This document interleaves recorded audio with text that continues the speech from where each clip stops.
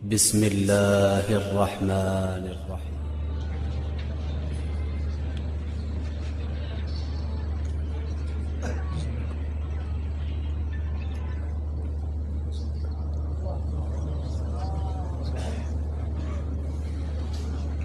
أعوذ بالله من الشيطان الرجيم.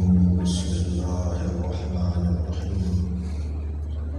الحمد لله الذي لا يبلغ مدحته القائلون ولا يحصي نعماءه العادون ولا يعدي حقه المجتهدون الذي ليس لصفته حد محدود ولا نعت موجود ولا وقت معدود ولا أجل ممدود فطر الخلائق بقدرته ونشر الرياح برحمته.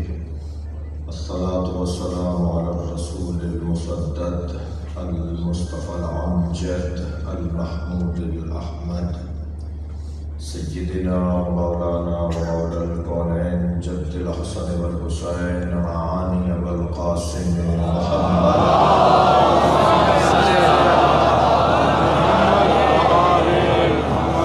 وآله الطيبين الطاهرين المعصومين الذين قال الله إنما يريد الله ليذهب عنكم الرجس أهل البيت ويطهركم تطهيرا.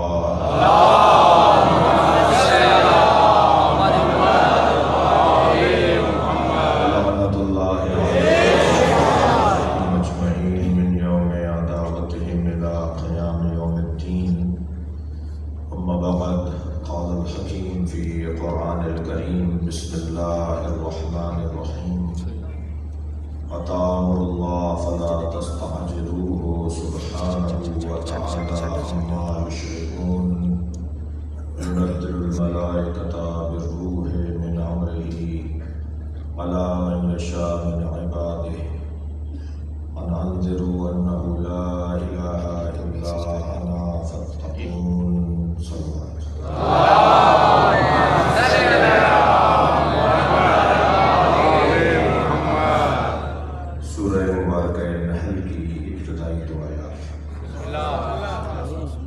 اللہ اپنے اس کلام میں معرفت کا، عرفان کا، علم کا، ہدایت کا ایک دسترخوان بچھا رہا ہے. کلام الہی میرے مولا علی فرماتے ہیں کہ اللہ کی طرف سے ایک شفا بخش دوا کا نام ہے. اللہ کا کلام بیماروں کو بیماریوں سے بچانے کا بہترین نسخہ ہے. جب انسان تمام تر الجھنوں میں گھر جائے، پریشانیوں میں مبتلا ہو، تو قرآن کی ہوا اسے شفا دے رہی ہوتی ہے. اور اگر قرآن کی آیت پڑھ لی جائے اور قرآن سے شفا طلب کر لی جائے تو مولا فرماتے ہیں یہ شفا بخش دوا ہے. البتہ یہ ذہن میں رہے کہ دوا بغیر ڈاکٹر کے دینے والا مزید بیماریوں میں اضافہ کر جاتا ہے. دو لوگوں نے تو معاشرے کو ویسے ہی بہت نقصان پہنچایا ہے. دو لوگ اپنا بہت نقصان کر رہے ہیں اور اپنا نقصان کر کے معاشرے کا بھی نقصان کر رہے ہیں. ایک سیلف اسٹڈی والے لوگ اور ایک سیلف میڈیسن والے لوگ. بغیر ڈاکٹر کے مشورے کے دوا لینے والے لوگ اور بغیر استاد کی کتاب پڑھنے والے لوگ.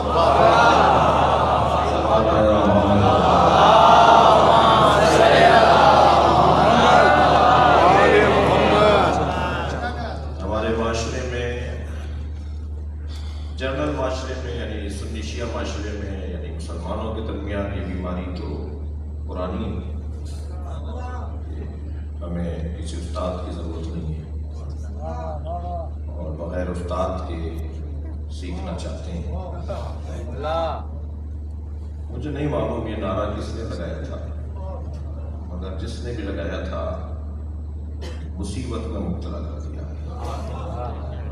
حسبنا کتاب اللہ، ہمیں کتاب خدا کافی ہے.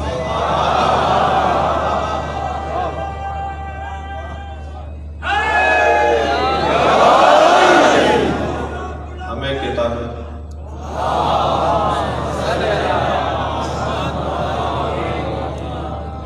خدا کافی ہے. کبھی آواز آتی ہے اللہ کافی ہے، کبھی آواز آتی ہے کتاب کافی ہے. جی، جو خود اپنے لیے کافی نہ ہو، اللہ نے ایسا محتاج بنایا ہے، ایسا محتاج بنایا ہے کہ اگر یہ میرا انگوٹھا نہ ہو تو ان 2 انگلیوں سے میں بٹن نہیں لگا سکتا. ہاتھ میں اگر بال چلا جائے تو ساری دنیا تاریک ہو جاتی ہے. ریڑھ کی ہڈی میں اگر ایک بال آ جائے تو سب کام دھرے کے دھرے رہ جاتے ہیں. جو اتنا کمزور ہو کہ وہ خود اپنے قابو میں نہ ہو، اپنے اختیار میں نہ ہو، وہ کہہ رہا ہے مجھے فلاں کافی ہے. یعنی لہجہ دیکھیے نا. میں کہتا ہوں یہ لہجہ جہاں کوئی اور پیغام دے رہا ہوگا وہاں تکبر کا بھی تو پیغام دے رہا ہوگا کہ مجھے فلاں چیز کافی ہے. اچھا، لفظ کافی ہے، میں ابتدائی بیان سے گزر رہا ہوں، اپنے محترم سننے والوں کو تمیز سے سہارا لینا چاہتا ہوں. یہ لفظ کافی ہے، یہ بھی تو کوئی، اس کا بھی تو کوئی اصول قاعدہ قانون ہوگا. مجھے فلاں چیز کافی ہے، میرے لیے بس کافی ہے وہ چیز مجھے کا، اس کا بھی تو کوئی قاعدہ قانون ہوگا یا نہیں ہوگا؟ یا جو چاہے کہتے، جو جس سے چاہے کافی کہتے. میں مثلا شاہ صاحب کے مہمان، انہوں نے مجھے چائے پلائی، کچھ دیر کے بعد دوبارہ چائے پلانے لگے تو میں نے کپ کو الٹا کر کے کہا کافی ہے. کچھ دیر بعد میں بھوک لگی تو شاہ صاحب کھانا نہیں لائے. کھانا کہنے آپ نے ابھی تو کہا تھا کہ کافی ہے. جب بستر کہنے لگے آپ نے ابھی تو کہا تھا کافی ہے. ہم نے کچھ دیر کے بعد کہا ہمیں فلاں چیز چاہیے، کہنے آپ نے تو کہا تھا کافی ہے. اگر کافی ہے کہا تھا تو چائے اور اسی جنس کی چیز کافی ہے، دوسری چیزوں کو ہم نے نہیں کہا تھا کہ کافی ہے. جب کہہ رہے ہیں کہ اللہ کافی ہے تو اس کا یہ مطلب کہاں سے نکلا کہ رسول اللہ کی ضرورت ہے؟ کہہ رہے ہیں کہ کتاب کافی، اور پھر یہ جملہ تو وہ بولے جس کو بولنے کا حق ہے. میں ایک جملہ عقیدت بھرا جملہ کہہ رہا ہوں، اور عقیدت کے پیچھے میری تعلیم بھی ہے، میرے پاس دلیل بھی ہے. اللہ کافی ہے کا جملہ بولے تو محمد بولے اور علی بولے. صلوات پڑھیں گے محمد و علی.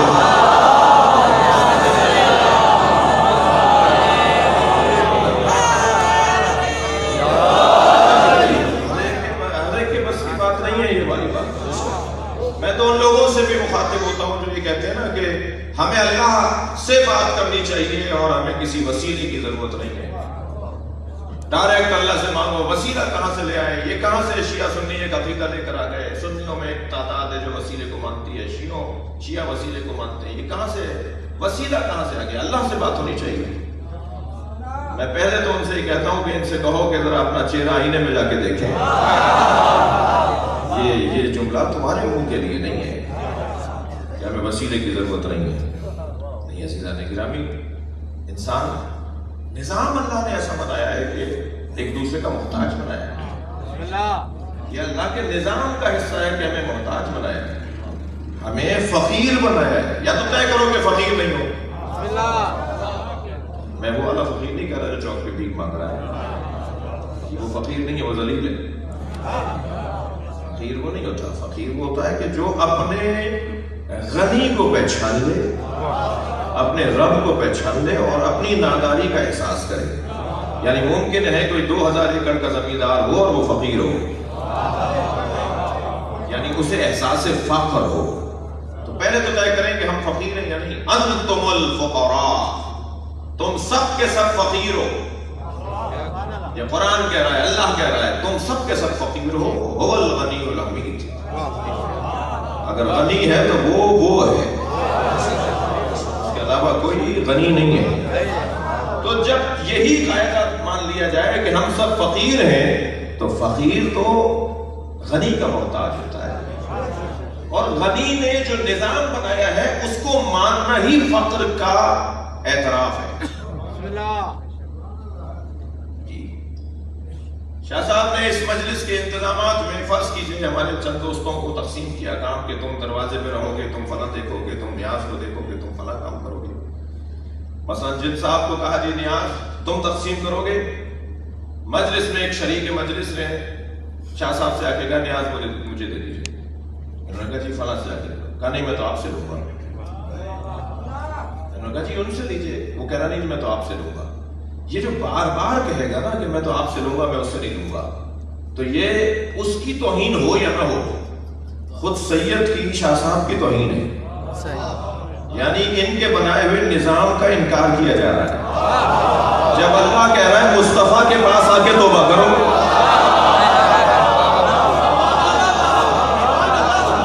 جب اللہ کہہ رہا ہے میرے نبی کے پاس آ کے توبہ کرو، تو یہ تو کہہ رہے ہیں کہ ہم تو تجھ سے بات کریں گے، تو یہ اللہ کے چاہنے والے ہیں۔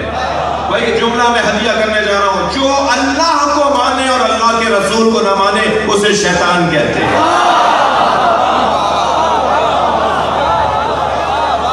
صلوات پڑھیں گے محمد و آل محمد۔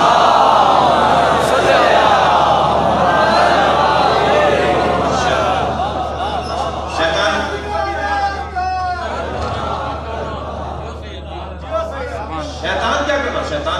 شیطان تو اللہ کو مانتا تھا اور ایسا ویسا مانتا تھا کہ فرشتہ نہ ہونے کے باوجود، فرشتہ نہ ہونے کے باوجود، ملک نہ ہونے کے باوجود جنوں میں سے تھا، اس کے باوجود فرشتوں کا سردار بن گیا، اتنی عبادت کی اللہ کی، اور اللہ سے کہہ رہا ہے کہ اسے کیوں بنا رہا ہے؟ میں تو زمین پر کوئی چپا نہیں چھوڑوں گا جہاں تیرا سجدہ نہ کر دوں، میں تیرا سجدہ اتنے سجدے کروں گا۔ اللہ کو عبادت نہیں چاہیے بھائی، جو میں کہہ رہا ہوں وہی سمجھی جائے بات۔ اللہ کو بندگی چاہیے، اللہ کو عابد نہیں چاہیے، عبودیت چاہیے، اللہ کو روح بندگی چاہیے۔ اگر عبادت ہو اور روح عبادت نہ ہو، روح عبادت کیا ہے میں ان بچوں اور جوانوں کے لیے جلدی سے عرض کروں، یعنی فجر کی 2 رکعت نماز، ظہر کی 4، عصر کی 4، مغرب کی 3، عشاء کی 4، یہ رکعتیں اللہ نے طے کر دی۔ اب یہ 2 رکعت پڑھنے والا یہ عابد تو ہو سکتا ہے، لیکن ضروری نہیں ہے کہ عبودیت کے درجے پر بھی فائل ہو۔ کہنے لگا جی وہ اٹھا لیا بستر سے سردی میں گرمی میں، جب نیند چھڑوائی دی تو ہم تو 4 رکعت پڑھیں گے۔ تو وہ جو 4 رکعت پڑھ رہا ہے نا، کہنا سجدہ تو اللہ کا ہے نا، میں 2 رکعت زیادہ پڑھ رہا ہوں تب بھی تو اللہ ہی کی عبادت کر رہا ہوں۔ یہ جو اللہ کی عبادت اللہ کی مرضی کے بغیر کرے وہ روح بندگی نہیں رکھتا۔ ایک بھائی رہتا ہے حیدرآباد میں، ایک بھائی رہتا ہے مثلا لاہور میں، سگے بھائی، ایک بھائی حیدرآباد ملنے کے لیے آیا لاہور والا، ظہر کی نماز پڑھنے کھڑے ہوئے، ایک 2 رکعت پڑھے گا، ایک 4 رکعت پڑھے گا۔ یہ سگے 2 بھائی ہیں، ایک 2 رکعت کیوں پڑھ رہا ہے، ایک 4 رکعت کیوں پڑھ رہا ہے؟ بعض لوگوں کے ذہن میں یہ ہے کہ اب جہاز کے سفر ہو گئے ہیں، لہٰذا سفروں میں تو کوئی مشکل ہی نہیں ہوتی، لہٰذا قصر نماز نہیں پڑھنی چاہیے، ہم تو پوری پڑھیں گے۔ تو یہ عبادت تو کر رہا ہے مگر بندہ الہی نہیں ہے۔ بندگی یعنی اس کی بات کو ماننا، جیسے جیسے ذمہ داری۔ اچھا کبھی غور کیا میں نے ان بچوں نے، فجر کی نماز پڑھیں گے تو اونچی آواز میں، ظہر کی پڑھیں گے تو دھیمی آواز میں، مغرب کی پڑھیں گے تو اونچی آواز میں، عشاء کی پڑھیں گے تو دھیمی اونچی آواز میں، 2 رکعت اونچی آواز میں، 2 رکعت دھیمی آواز میں۔ جی یہ آوازیں اونچی نیچی کیوں کروائی جا رہی ہیں؟ 3 رکعت کیوں، 4 رکعت کیوں نہیں، 2 رکعت کیوں، 4 رکعت کیوں نہیں؟ یہ ہمارا مزاج بنایا جا رہا ہے، بندگی کا مزاج۔ مجھے تمہاری رکعتیں نہیں چاہیے، مجھے تمہارا مزاج بندگی چاہیے۔ یہ پریکٹس کروا رہا ہوں میں تمہیں کہ میں تم میرے لیے مزاج بندگی بنا سکتے ہو، اور پھر عبد بھی ہو تو ایسا عبد کہ جس پہ فخر ہو اللہ کو۔ لہذا رسالت کا اقرار ہم بعد میں کرتے ہیں، نبی کی عبدیت کا اقرار پہلے کرتے ہیں۔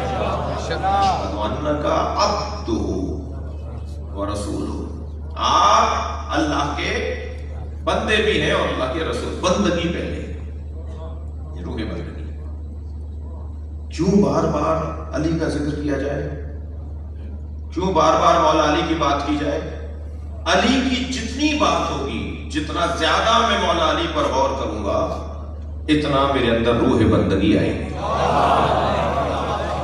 از علی آموخت اخلاص عمل، اگر کسی کو بندگی سیکھنی ہے تو وہ علی کے دروازے پر بھائی غور تو کریں۔ یہ بندگی، اللہ اکبر، کیا مولا کو نہیں پتا تھا کہ میں اگر ان کے بڑوں کو ماروں گا تو یہ میرے بچوں کو ماریں گے؟ ساری نسل کاٹ دی علی کی، سارے بچوں کو کربلا میں گھیر کے مار دیا۔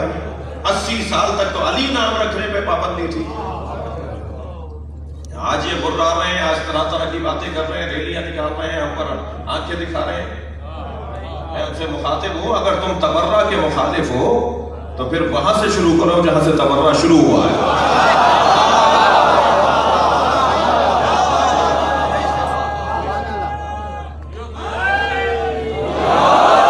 اگر تکفیریت کے مخالف ہو کہ تکفیر نہیں ہونی چاہیے تو پھر وہاں سے شروع کرو جہاں سے تکفیریت شروع ہوئی ہے۔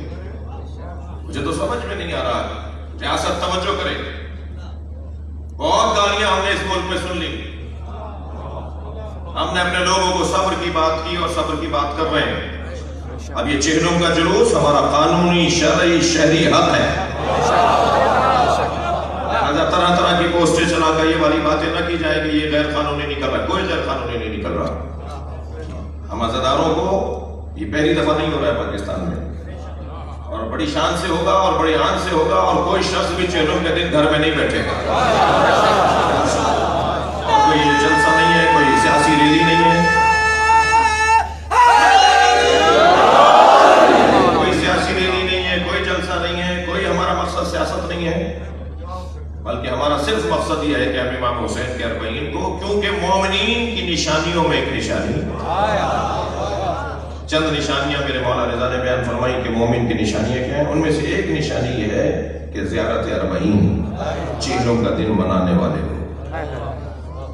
اس کی طرف میں زیادہ نہیں جانا چاہتا، صرف اتنا کہوں گا کہ ہم پاکستان کے محب وطن شہری ہیں، اور ہمیشہ ہم نے لاشیں اٹھانے کے باوجود بھی پاکستان زندہ باد کے نعرے لگائے، اور آئندہ بھی ایسے ہی ہوگا، پرامن انداز سے اور پروقار انداز سے سید الشہداء کی چہلوں کا انعقاد ہوگا۔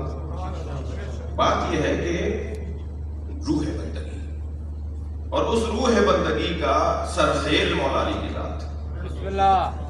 سارے سلسلہ ولایت علی سے کیوں شروع ہوتے ہیں؟ جتنے بھی ولیوں کے سلسلے ہیں نا، علی سے شروع ہوتے ہیں، اس لیے کہ علی نے بندگی کی روح عطا کی ہے۔ یہ روح بندگی ہے حیدر کرار کی کہ سینے پہ چڑھ کر بیٹھ گئے، اور یہ روح بندگی ہے علی بن ابی طالب کے سینے سے اترا ہے۔ سینے پہ چڑھنا بھی اللہ کی خاطر تھا، سینے سے اترنا بھی اللہ کی خاطر ہے، کوئی کام بھی میں اپنے لیے نہیں کر رہا۔ یہ بہت بڑا مقام ہے میرے عزیزوں کہ انسان اپنے آپ کو فنا کر دے اپنے معبود کے وجود میں۔ دوبو فی علی، علی میں گم ہو جاؤ، کما ہوا ذاب اللہ، جیسے وہ اللہ میں گم ہو گیا۔ روح بندگی، آواز آتی ہے صاحب، ہر مجلس کا عنوان علی، ہر مجلس میں بات علی کی، علی کے علاوہ کوئی اور بات نہیں ہے، کوئی اور فضائل نہیں ہے آپ کے پاس، تو ہم ایک ہی جواب دیتے ہیں، ہم مولا کی بات اس لیے کرتے ہیں کہ علی کی بات انسان کو بندہ پروردگار بناتی ہے۔ جتنا مولا علی کا ذکر ہوگا اتنا ہی اللہ کی بندگی مضبوط ہوگی، عقیدہ توحید مضبوط ہوگا۔ کبھی غور فرمایا کہ اللہ کی توحید بھی عذاب سے بچانے کا ذریعہ، اور علی کی ولایت بھی عذاب سے بچانے کا ذریعہ۔ کلمۃ لا الہ الا اللہ حصنی فمن دخل حصنی امن من عذابی، یہ لا الہ الا اللہ کا کلمہ اللہ کہہ رہا ہے میرا قلعہ ہے، جو اس میں داخل ہو گیا وہ میرے عذاب سے بچ گیا۔ پھر فرماتا ہے ولایت علی بن ابی طالب حصنی، اور علی کی ولایت بھی میرا قلعہ ہے، جو اس میں داخل ہو گیا وہ میرے عذاب سے بچ گیا۔ یا اللہ تیرا کلمہ لا الہ الا اللہ تیرا قلعہ ہے، یا علی کی ولایت تیرا قلعہ ہے۔ آواز آئے گی، دور میں فرق نہیں ہے، ان دونوں میں فرق نہیں ہے۔ جو تاثیر لا الہ الا اللہ کی ہے وہی تاثیر علی ولی اللہ کی ہے. نتیجہ دونوں کا ایک ہی ہے، حاصل دونوں کا ایک ہی ہے. مثال ممکن ہے سادہ ہو مگر میرے بچوں اور جوانوں کے لیے زیادہ بہتر رہے گی. مثلا ہم نے اپنا گھر بنانے کے لیے بڑا اہتمام کیا، بڑا انتظام کیا، بڑی محنتوں سے مکان بنانا شروع کیا. کرائے کے مکان میں رہتے تھے، کبھی ادھر کبھی ادھر، کبھی اپنا گھر بنا لیتے ہیں. اور جیسے جیسے ہمارا مکان بنتا چلا گیا ایسے ایسے حاسدین آگ میں جلتے رہے کہ اس کا مکان کیسے بن رہا ہے، یہ نئے مکان میں کیسے جا رہا ہے. اور جب مکان تیار ہو گیا اور دوسرے دن صبح میں اپنے نئے مکان میں منتقل ہونا تھا تو رات کہ آدھا پہر گزرا، دروازے پہ دستک ہوئی. ہم نے دیکھا بڑی بڑی گاڑیوں میں کچھ سرکار کے لوگ ہیں. ہم نے کہا جی کیا معاملہ ہے؟ کہنے لگے جی آپ نے 2 گلی بعد ایک مکان بنایا ہے، ہم حکومت کے لوگ ہیں، ہم ریاست کے لوگ ہیں، آپ سے یہ مکان خریدنا چاہتے ہیں. ہم نے کہا جی ہم نے اپنے لیے بنایا ہے. کہنے لگے جی کتنے کا بنایا؟ ہم نے کہا مثلا جی 1 کروڑ کا بنایا. کہا ہم آپ کو 20 کروڑ دیتے ہیں اور آپ کو ایک منصب ریاست بھی دیتے ہیں اور آپ کی نسل میں بھی یہ منصبی یہ ریاستی منصب منتقل ہوتا رہے گا. اب ہم نے سوچا بھائی سودا برا نہیں ہے، 1 کروڑ 20 کروڑ مل رہے ہیں اور ادھر خود کو بھی منصب ملے گا اور مثال ہے اور ریاست کا منصب جو ہے نسلوں بھی منتقل رہے گا. ہم نے فوراً مکان کے کاغذات ان کے حوالے کیے، ان سے وہ مراعات لے لی ہم نے اور بڑے سکون سے جا کے سو گئے. دوسرا دن جب نمودار ہوا تو جو ہم سے حسد کرتا ہوا شخص ہمارے بنتے ہوئے مکان کو دیکھ کر جل رہا تھا، اس نے اس گھر کو آگ لگا دی. سارا محلہ باہر نکل کر آ گیا اس جلتے ہوئے مکان کا تماشا دیکھنے کے لیے. ہم بھی اسی مجمع میں کھڑے ہوئے جلتا ہوا مکان دیکھ رہے تھے.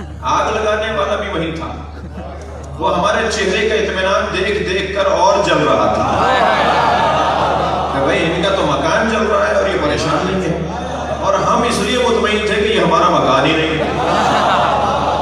علی نے شب ہجرت اپنی جان بیچ دی، اللہ سے مراد لے لی.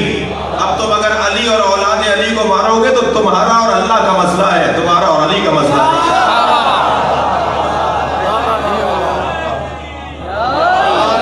اپنا تو کچھ ہے ہی نہیں.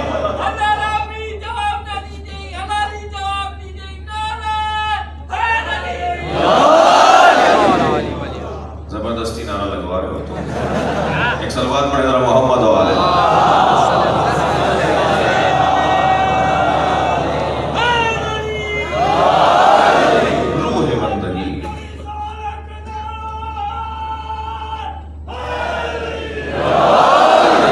خواہش کر رہے تھوڑا تھوڑا سا آگے آ جائیے، رحمت فرمائیے. جو خاص طور پہ پیچھے جو لوگ ہیں درمیان میں لوگ ہیں، جگہ بنائیے مومنین کے لیے. ایک صلوات پڑھتے ہوئے کچھ آتے ہیں.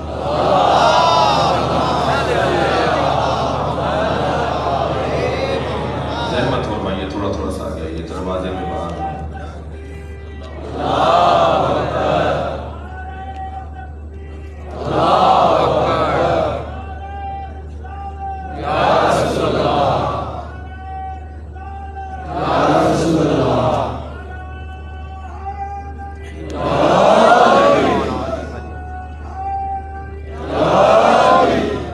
بلندر صلوات پڑھیں.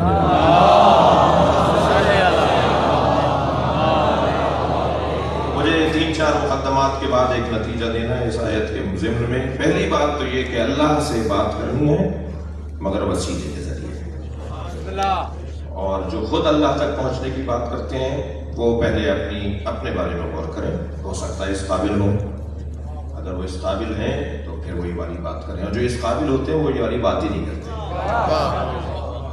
لہذا پہلا مرحلہ تو یہ ہے کہ ذات کردگار نے جو نظام بنا کر ہمیں دیا ہے وہ نظام ہی بنا کر دیا کہ مجھ تک آنا چاہتے ہو تو وسیلوں کے ذریعے سے آؤ، اور جو وسیلے کو نہیں مانتا وہ بہرحال اللہ کو خوب آتا ہے منوانا. وہ آج نہیں مانے گا کل اللہ سے منوا دے گا. جتنے بھی لوگ وسیلے کو نہیں مانتے نا وہ ہاتھ اٹھا کے ضرور دعا کر رہے ہوتے ہیں. تم نہیں مانو وسیلے کو، ان 5 انگلیوں میں 14 بند ہیں. ابھی تو غور کرو گے، اگر یہ ہاتھ ہی اٹھا کر کے دعا کر رہے ہو. انسان اللہ کی بارگاہ میں اپنی عاجزی کا اظہار کر رہا ہے، اپنے ہاتھوں کی مجبوری کا، اپنے ہاتھوں کی طاقت کا، یہ ساری طاقت اس کے سامنے رکھ رہا ہے. کہتے ہیں دونوں ہاتھوں سے اٹھاؤ، ایک ہاتھ سے نہیں اٹھاؤ، کہتے ہیں دونوں ہاتھوں سے، یعنی مکمل طاقت سے اٹھاؤ. انسان کی مکمل طاقت ان دونوں ہاتھوں میں. جب ہم اللہ کی بارگاہ میں حاضری دے رہے ہوتے ہیں تو اپنی دونوں ہاتھوں کو پھیلا کر اپنی مکمل طاقت کو اس کے سامنے رکھ کے کہتے ہیں یہی ہے ہمارے پاس. تو اللہ خود منوانا چاہتا ہے. میری 85 مثالیں ہیں. جو لوگ نہیں مانتے سبیلوں کو وہ زمزم لا کے ضرور بانٹ رہے ہوتے ہیں. جو مزاروں کو نہیں مان رہے ہوتے وہ حتیم کا طواف ضرور کر رہے ہوتے ہیں. جو نشانیوں کو نہیں مان رہے ہوتے، مزارات کو نہیں مان رہے ہوتے، وہ مقام ابراہیم کو چوم ضرور رہے ہوتے. ایک لمبی لسٹ ہے کہ جو اللہ کی بات کو نہیں مانتے وہ پھر اللہ ان کو منوانا اللہ کو آتا ہے. تو صلوات پڑھیں ذرا محمد و آلہ.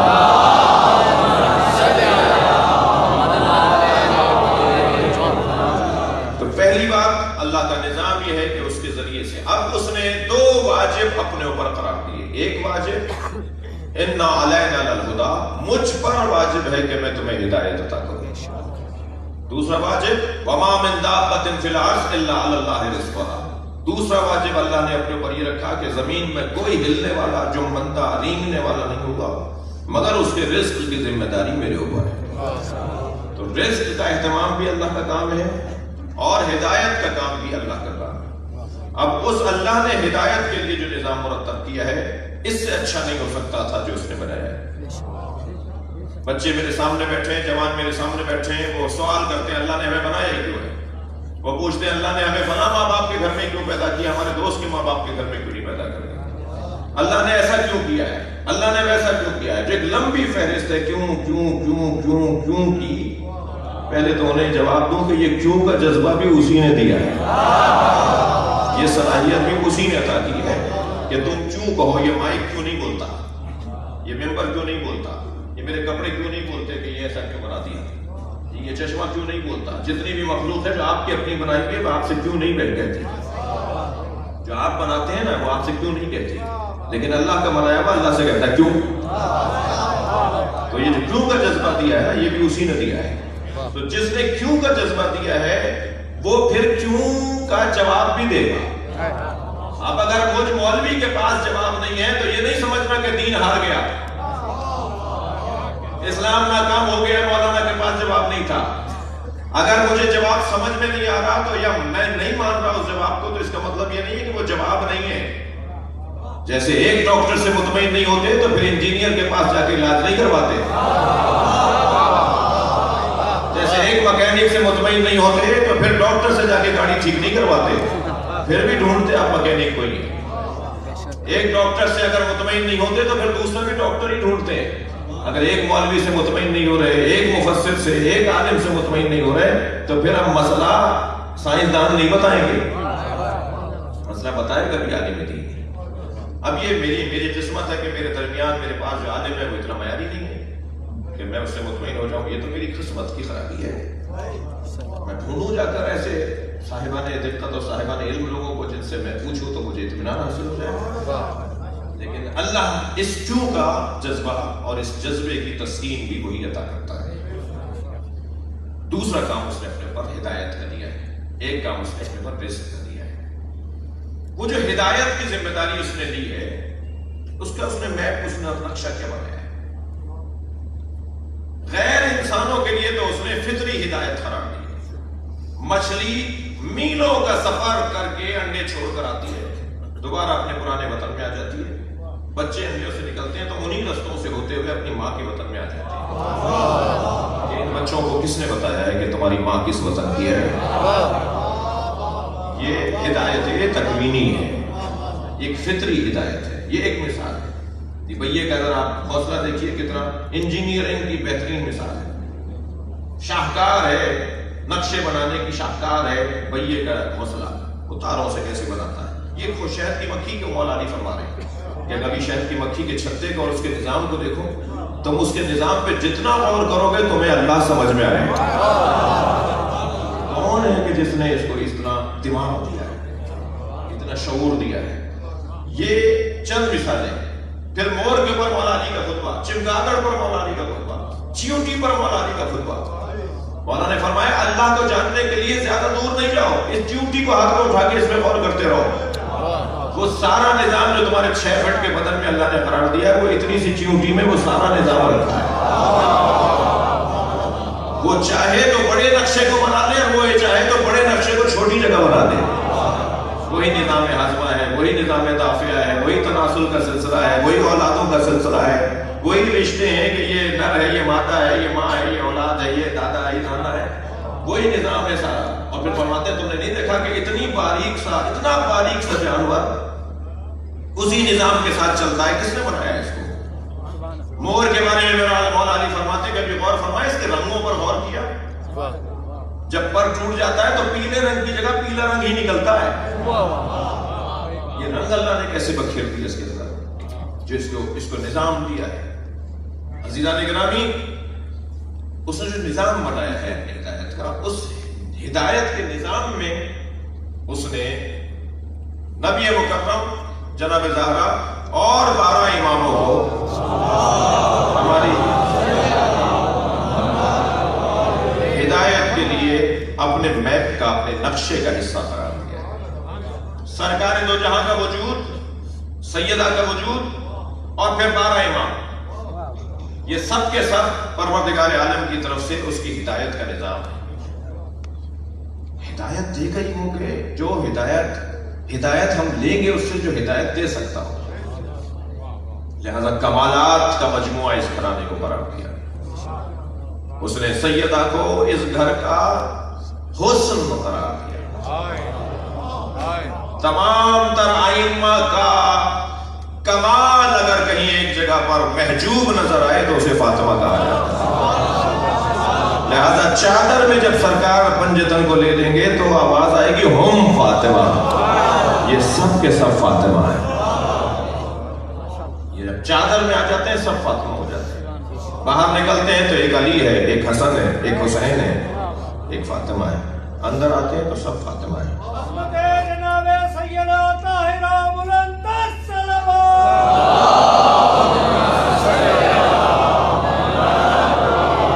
مجھے جلدی بہت ساری باتیں کرنی ہے. سیدہ کو اللہ نے عظمتوں کا ایک حسین عنوان قرار دیا اور مولا کائنات کو ان کا برابر قرار دیا. یہ نہیں کہا کہ لولا علی لما کانا لفاطمہ کفن، لولا فاطمہ لما کانا لعلی کفن. اگر فاطمہ نہ ہوتی تو علی کے کوئی برابر نہ ہوتا. الٹا ہے، علی نہ ہوتے تو فاطمہ کے کوئی برابر نہ ہوتا. یعنی ایسا نہیں ہے کہ اگر فاطمہ نہ ہوتی تو علی کے کوئی برابر نہ ہوتا. نہیں، علی نہ ہوتے تو فاطمہ کے برابر نہ ہوتا. یہ عظمت زہرا ہے، عظمت سیدہ ہے. اگر علی نہ ہوتے تو فاطمہ کے کوئی برابر نہ ہوتا. سیدہ کو تمام تر عظمتوں کا عنوان، مولا علی کو ان کا برابر قرار دے دیا. اب جو ہدایت دینے آئے، دیکھیں ایک لمحہ بھی اگر مولا علی کی زندگی میں علم نہ ہو تو وہ عنوان جہالت ہمارے لیے ہے، ان کے لیے نہیں ہے کہ جو علم دینے آئے. پیدائشی عالم، پیدائشی سخی، پیدائشی شجاع، پیدائشی طور پر صاحب غیرت، پیدائشی طور پر صاحب عزت. یہ مجموعہ کمالات لے کر آئے. مولا علی کے بعد مولا حسن، مولا حسین. نبی مکرم فرماتے ہیں 9 من ولد الحسین، میرے بعد 12 جانشین ہوں گے، اور 12 جانشینوں میں پہلا علی، دوسرا حسن، تیسرا حسین، اور 9 حسین کے بیٹے. 9 حسین کے بیٹے. میرے مولا جب امام حسین کی زیارت کے لیے گئے، امام جعفر صادق علیہ السلام، تو گھوڑے سے اتر گئے، پیدل جا رہے تھے قبر اطہر کی طرف. تو ایک جاننے والے نے پوچھا، مولا آپ بھی امام ہیں اور حسین بھی امام ہے، آپ کا ادب، آپ کا احترام حسین کے لیے. فرمایا خبردار، ہمیں امامت بتصدق حسین ملی، لہذا امام حسین حسین ہے. 9 من ولد الحسین. مجھے معاف کریں گے، میرا مقدمہ یہاں مکمل ہوا، اگر لمبا ہو گیا ہو تو معاف کریں. ارشاد حضرت عطیت، عطا امر اللہ، اللہ کا امر آ چکا ہے. فلا تستعجلوہ سبحانہ وتعالی عما یشرکون، اسے پانے میں جلدی نہ کرو. جب ہم مصلحت سمجھیں گے اپنے امر کو ظاہر کر دیں گے۔ یہ جان لو کہ ولادت ہو چکی ہے، غیبت میں ہے۔ عطا امر اللہ، اللہ کا امر آ چکا ہے۔ عطا امر اللہ، اللہ کا امر آ چکا ہے۔ فلا تستعجلوہ، اسے پانے میں جلدی نہ کرو۔ سبحانہ و تعالی عما یشرکون، جو یہ سوچتے ہیں نا کہ نہیں ہے، کیسے ہوگا، کوئی نظام نہیں ہے، کوئی سسٹم نہیں ہے، کوئی ہادی نہیں ہے، کوئی رہنما نہیں ہے، ان سے کہہ دو سبحانہ و تعالی، اللہ تمہاری سوچ سے کہیں بلند ہے، اللہ تمہارے خیالات، پریشان خیالوں سے کہیں بلند ہے۔ سبحانہ و تعالی عما یشرکون، جو اللہ کے بارے میں تم سوچ رہے ہو اللہ اس سے کہیں زیادہ بلند ہے۔ اللہ کا امر آ چکا ہے، امام کی ولادت ہو چکی ہے، اسے پانے میں جلدی نہیں کرو۔ ہلکا المستعجلون، ہلاک ہو گئے وہ جلدی کرنے والے۔ یہ جلدی کرنے والوں کے اندر سے ہی پھر مہدویت کا دعویٰ کرنے والے نکلتے ہیں، جو کہتے ہیں نا آج آ جائیں، ابھی آ جائیں، امام کیوں نہیں آ رہے؟ پھر وہ کہتے ہیں فلاں امام مہدی ہے، کوئی بڑھ کے کہتا ہے میں امام مہدی ہوں۔ جو دعوی مہدویت کرنے والے لوگ ہیں وہ ہیں جن کے مزاج میں جلد بازی ہے۔ ہمیں اللہ تسلی دے رہا ہے، خبردار اللہ کا امر آ گیا ہے، تم جلدی نہ کرو۔ يُنَزِّلُ الْمَلَائِكَةَ بِالرُّوحِ مِنْ أَمْرِهِ، اللہ ملائکہ کو روح کے ساتھ اپنا امر دے کر بھیجتا ہے۔ عَلَىٰ مَن يَشَاءُ مِنْ عِبَادِهِ، اللہ اپنے ان بندوں پر امر دے کر بھیجتا ہے جنہیں وہ چاہتا ہے۔ ان انذروا، اور امر یہ ہے کہ لوگوں کو متوجہ کرو انہ لا الہ الا اللہ، انہ لا الہ الا انا، کہ میں ہوں تمہارا اللہ اور اس کے علاوہ کوئی اور نہیں ہے، اور تقوی پروردگار اختیار کرو۔ عزیزو، نظام ہدایت میں 12ویں کو مہدی کہتے ہیں۔ میرے بچوں اور جوانوں، 12 امامی کا نظریہ صرف شیعوں کا نہیں ہے، صرف شیعہ اثنا عشری نہیں ہے، ہر مسلمان اثنا عشری ہے۔ کوئی سنی بھائی بھی یہ نہیں کہہ سکتا کہ میں اثنا عشری نہیں ہوں، اس لیے کہ نبی نے کہا میرے بعد 12 جانشین ہوں گے اور 12ویں پہ قیامت آ جائے گی، لہذا 12 کا عقیدہ سب کا ہے۔ جا کر پوچھ لیجیے گا کسی اپنے، جو میرا سنی بھائی اگر چاہے کہ تسلی کرنا چاہے تو جا کر کسی اپنے بزرگ عالم دین سے پوچھ لے کہ 12 اماموں کا کیا نظریہ ہے۔ ایک دو کتابیں نہیں ہیں، 12 اماموں کا نظریہ سنی شیعہ کا ہے کہ نبی کے بعد 12 جانشین ہوں گے۔ نظریہ ان کا بھی ہے، نظریہ آپ کا بھی ہے، نظریہ میرے بھائی کا بھی ہے، نظریہ آپ کا بھی ہے۔ فرق یہ ہے کہ ہم خوب اچھے انداز سے سفر کو جاری رکھے ہوئے ہیں اور ہمارے بھائی بند گلی میں کھڑے ہوئے ہیں، انہیں یو ٹرن لینا پڑے گا، انہیں واپس آنا پڑے گا، اس لیے کہ وہاں 52 ہو گئے، 58 ہو گئے، 42 ہو گئے، 48 ہو گئے، 12واں چلا گیا، قیامت نہیں آئی۔ جب نبی نے کہہ دیا 12ویں پہ قیامت آئے گی، یہ جو ہی کے علاقے میں، یہ جو آپ کا کچے کا علاقہ ہے، یہاں ہمارے ایک جملے پر ایک زمیندار ہے وہاں کے، وہ شیعہ ہو گئے، انہوں نے علم لگا دیا اور ان کی علم لگانے سے پورے گاؤں نے علم لگا دیا۔ وہ جملہ کیا تھا وہ سنا دیتا ہوں۔ وہ جملہ یہ تھا کہ میں نے کہا جی آپ 12 اماموں کا نظریہ سنی شیعہ کا نظریہ ہے، 12 اماموں کا نظریہ سنی شیعہ کا نظریہ ہے۔ ہمارے بھائیوں کی کتابوں میں 12 اماموں کے نام ہیں، مگر اس میں چھٹا یزید ہے، حسین کا نام ہی نہیں ہے۔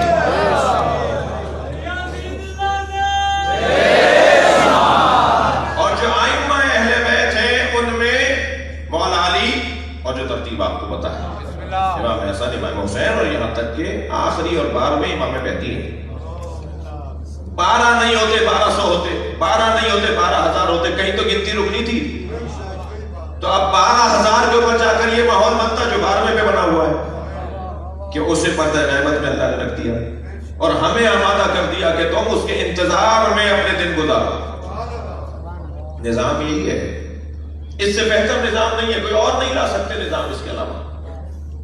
سب 12 اماموں کو مانتے ہیں، مگر کچھ 12 کی تعداد کو پورا کرنے کے لیے ایک اصطلاح کا استعمال کرتے ہیں، خلفائے راشدین اور خلفائے غیر راشدین۔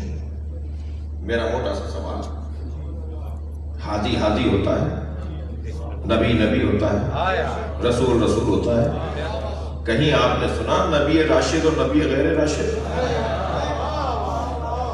نبی ہوتا ہے، وہ راشد اور غیر راشد کیا ہوتا ہے؟ ایسے خلیفہ ہوتا ہے، یہ غیر راشد کیا ہوتا ہے؟ یہ غیر راشد کا ہونا بتا رہا ہے کہ یہ تم نے اپنے ہاتھ سے بنایا تھا۔ اگر اللہ کا بنایا ہوا مانتے تو پھر غیر راشد نہ ہوتا۔ اللہ نے جنہیں بنایا ہے، کوئی عیب نکال کر دکھاؤ۔ تھکے نہیں بیٹھے تو ایک مثال دے دو۔ کسی امام معصوم کا زمانہ ایسا نہیں گزرا جس میں کوئی سوال لے کر آیا ہو اور امام نے جواب نہ دیا۔ اور یہاں مثالوں کی مثالیں ہیں کہ ان سے مسئلہ پوچھا گیا تو ان سے مسئلے کا جواب نہیں آتا تھا۔ متوکل کو دیکھ لیجئے، ہارون کو دیکھ لیجئے، مامون کو دیکھ لیجئے، معتصم باللہ کو دیکھ لیجئے، حجاج ابن یوسف کو دیکھ لیجئے، خود اور بڑے بڑے نام۔ میں بات کر رہا ہوں بعد والوں کی، خاص طور پر جن کے ہاں بہت روشن ہے کمزوریاں، جن کی کمزوریاں بہت روشن ہیں، دو باتیں ہی نہیں ہیں اس باب میں۔ لیکن یہاں جب آپ جائیں گے تو آپ کو کوئی امام اہل بیت نہیں ملے گا کہ جو علم اور شجاعت، سخاوت، غیرت اور عزت میں کمزور نظر آئے۔ وہ پانچوں کمالات جو انسان کے ذاتی کمالات ہیں، وہ یہ کمال پر لے کر آئے۔ متوکل کی ماں نے منت مانی کہ میرا بچہ اچھا ہو گیا تو میں کثیر صدقہ اللہ کی راہ میں صدقہ، کثیر چیزیں اللہ کی راہ میں صدقہ دوں گی۔ متوکل اچھا ہو گیا، بیماری اس کی برطرف ہو گئی۔ دربار میں بیٹھے ہوئے مفتیوں سے، مختلف مسالک کے علماء سے پوچھا بھائی کتنی چیزیں دے دوں جو کثیر کہلائیں؟ کسی نے کہا جی 20 دے دیجئے۔ اس نے کہا 20 کیوں؟ کثیر کسے کہتے ہیں؟ کسی نے کہا حضور اچھا کوئی سمجھتے تھے کہ یہ کم ہے۔ کسی نے کہا جی 40 دے دیجئے۔ انہوں نے کہا 40 کیوں؟ اس نے کہا جی 60 دے دیجئے۔ انہوں نے کہا جی 60 کیوں؟ مجھے عدد جو تم بتا رہے ہو اس عدد کے پیچھے دلیل دو کہ کثیر کا کیا مطلب ہے۔ کوئی دلیل نہیں تھی کہ ایک مرتبہ پریشان ہو کر کہا کہ وہ شیعوں کا جو 10واں امام ہے وہ ہر بات کا جواب رکھتے ہیں، تو میرے مولا امام علی نقی علیہ السلام سے پوچھ لیا گیا کہ حضور فرمائیے کتنا کیا دے دوں کہ کثیر کہلائے؟ امام نے فرمایا 80 چیزیں اللہ کی راہ میں دے دو، 80 چیزیں اللہ کی راہ میں دے دو تو تم نے گویا کثیر کا صدقہ دے دیا۔ اب جیسے وہاں 20 پر 40 پر 60 پر وہ پوچھ رہا تھا نا کیوں، ایسے یہاں بھی پوچھا کیوں 80 کیوں؟ میرے مولا امام علی نقی مسکرائے، حضرت نے فرمایا تم نے قرآن کی آیت نہیں پڑھی جس میں اللہ نے اپنے حبیب سے کہا لقد نصرکم اللہ فی مواطن کثیرہ، اللہ نے تمہیں حبیب کثیر مقاموں پر نصرت عطا کی ہے۔ اللہ نے 80 جنگوں میں ہی تو نصرت عطا کی تھی۔ صلوات پڑھیں گے محمد و آلہ محمد۔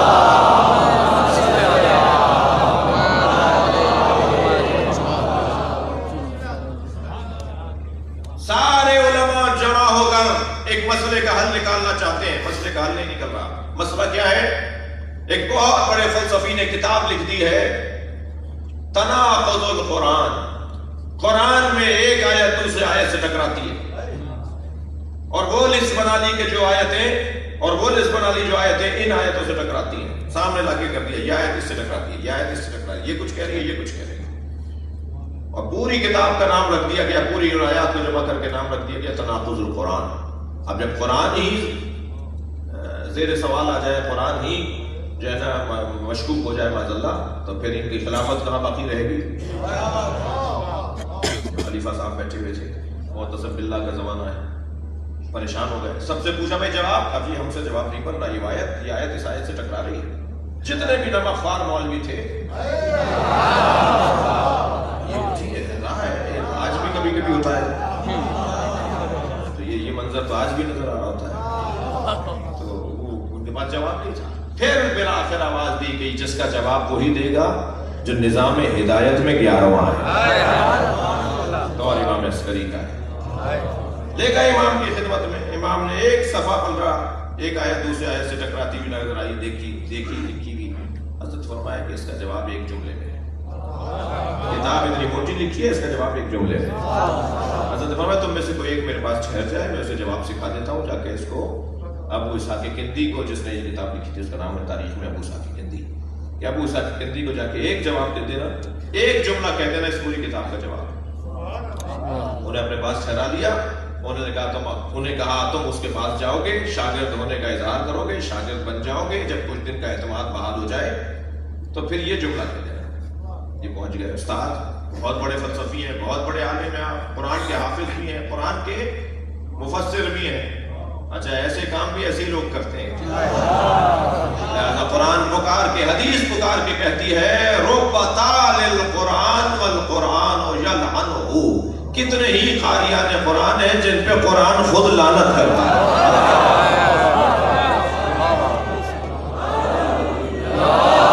ایسا بھی ہوتا ہے۔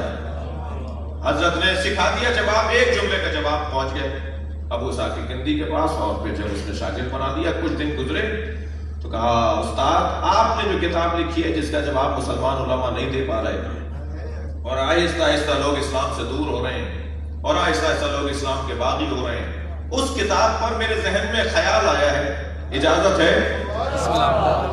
کہنے لگا جواب بتاؤ کیا خیال آیا ہے؟ کہ حضور قرآن عربی زبان کی کتاب ہے، اور عربی زبان میں ایک لفظ کے کئی معنی ہوتے ہیں، آپ نے جو معنی سوچ کر تضاد سمجھا ہے، ہو سکتا ہے متکلم کے نزدیک وہ معنی نہ ہو۔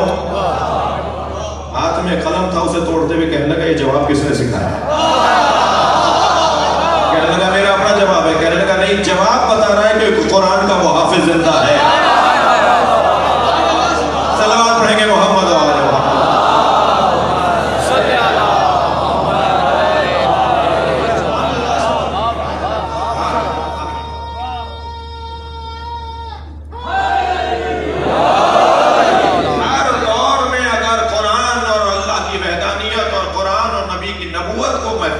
کسی نے رکھا ہے تو وہ اسی نظام امامت ہے۔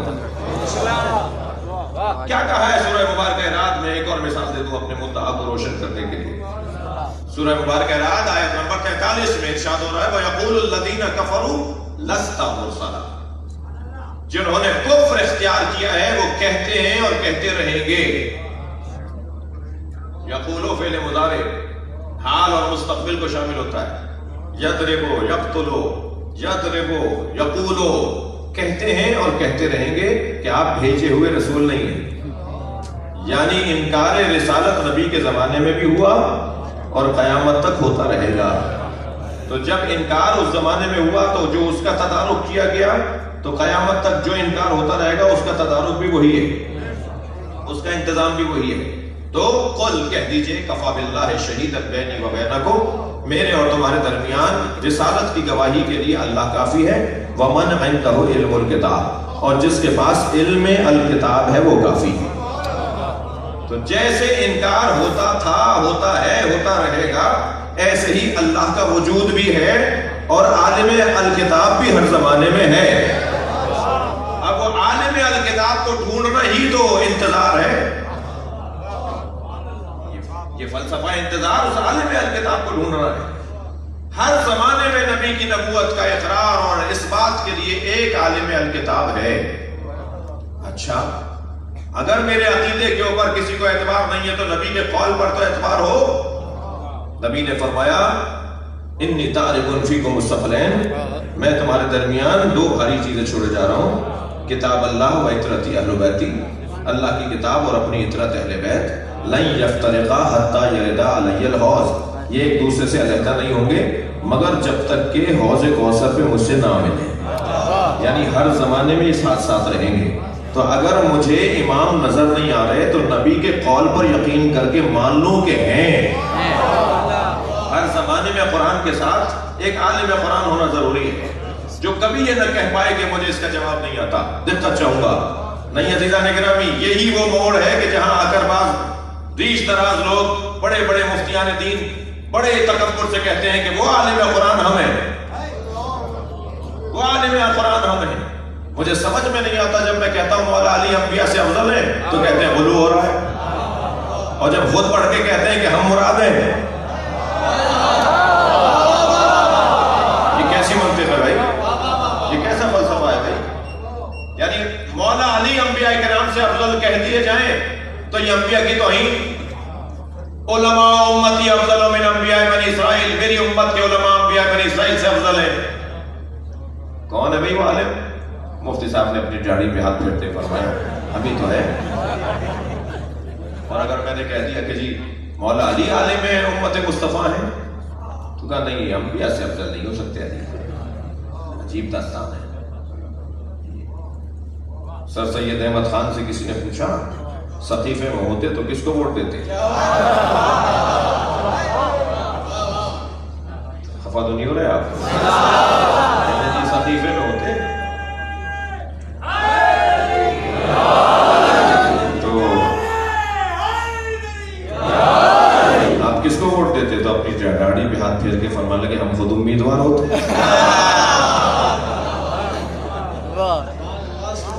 یہ عجیب داستان ہے. جب اپنی بات آتی ہے تو ان سے زیادہ کوئی معتبر نہیں ہے.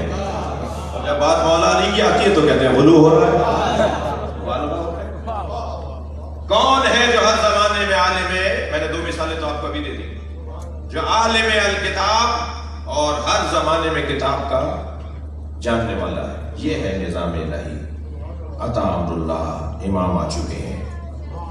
مجھے تو امام کے آنے کی خوشبو آ رہی ہے، ان کے ظہور کی خوشبو آ رہی ہے. آ تو چکے ہیں مگر ظاہر بھی ہونے والے ہیں. یہ جو ظہور کی خوشبو آ رہی ہے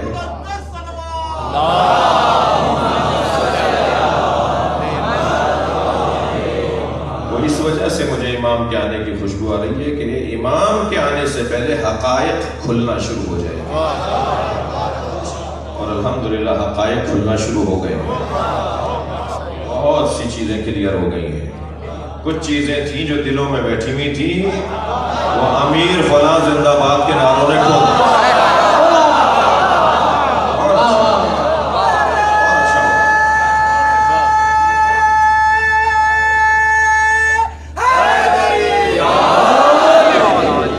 تحقیق کیجئے. میں اپنے بچوں سے گزارش کروں گا کہ سوشل میڈیا کا دور ہے، اس کی مخالفت کرنا عقلیات کی مخالفت. سوشل میڈیا کی مخالفت کرنا تو زمانے کے ساتھ نہ چلنے کا اعلان ہے. اور وہ مسلمان اچھا مسلمان نہیں ہے جو زمانے کے ساتھ نہ چل سکے. وہ نظام اچھا نظام نہیں ہے جو زمانے کے ساتھ آپ کو نہ چلا سکے. سوشل میڈیا کا انکار اور اس کی مذمت نہیں ہوگی. اپنی تمام تر صلاحیتیں اس موجودہ صلاحیت کے ساتھ جوڑ دیجئے اور انتہائی مہذب انداز سے دیکھیے. آپ اپنے نظریے کو بیان کیجئے. یہ جو ابھی پچھلے دنوں پاکستان کے اندر ہوا، ریلیاں نکلی، جلسے ہوئے، اس سے یہ مت سمجھیے گا کہ ہم پھر فقہ کو بیان نہیں کریں گے. اس سے یہ نہیں سمجھیے گا کہ ہم خلافت بلا فضل علی پر بات نہیں کریں گے. اس سے پھر یہ نہیں سمجھیے گا کہ مولا جناب زہرا پہ جو دروازہ گرا ہم اس کی بات نہیں کریں گے. انتہائی وقار کے ساتھ بات ہوگی، انتہائی دلیلوں کے ساتھ بات ہوگی، مہذب انداز سے گفتگو ہوگی. کسی کو برا کہے بغیر بتایا جائے گا کہ اچھا کون تھا.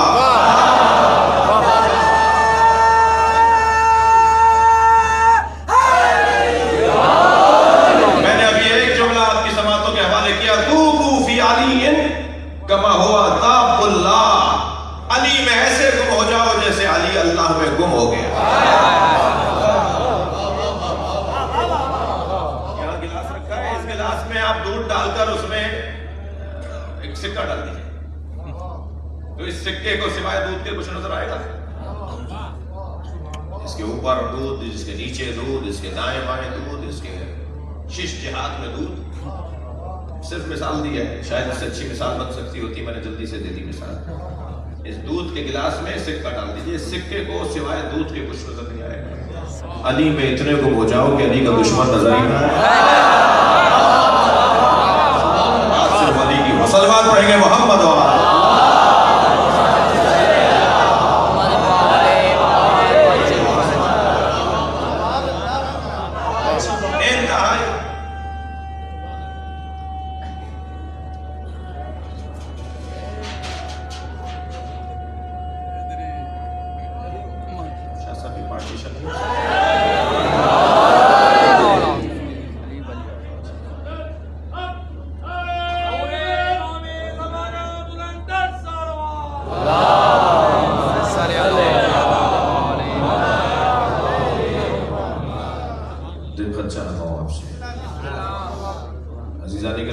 بہت ہی قریب وقت آ گیا ہے. امام تو آ چکے ہیں، اللہ کہہ رہا ہے آ چکے ہیں، اور جلدی نہیں کرو. جب اللہ مصلحت سمجھے گا اس وقت بھیج دے گا. تمہارا کام ہے کہ وہ دور گھٹا ٹوپ اندھیرے میں، وہ سیاہ وادی میں، وہ تاریک صحرا میں جو دور ایک چراغ جلتا نظر آ رہا ہے، اس کی طرف بڑھتے رہو بس. جو امام کو نہیں مانتے وہ بھی اندھیرے میں ہیں، جو امام کو مانتے ہیں وہ بھی اندھیرے میں ہیں. فرق دونوں میں یہ ہے کہ ایک کو چراغ نظر آ رہا ہے. بس اس چراغ کو اپنے ذہن میں بٹھائے رکھو اور اس چراغ کی طرف اپنے سفر کو جاری رکھو.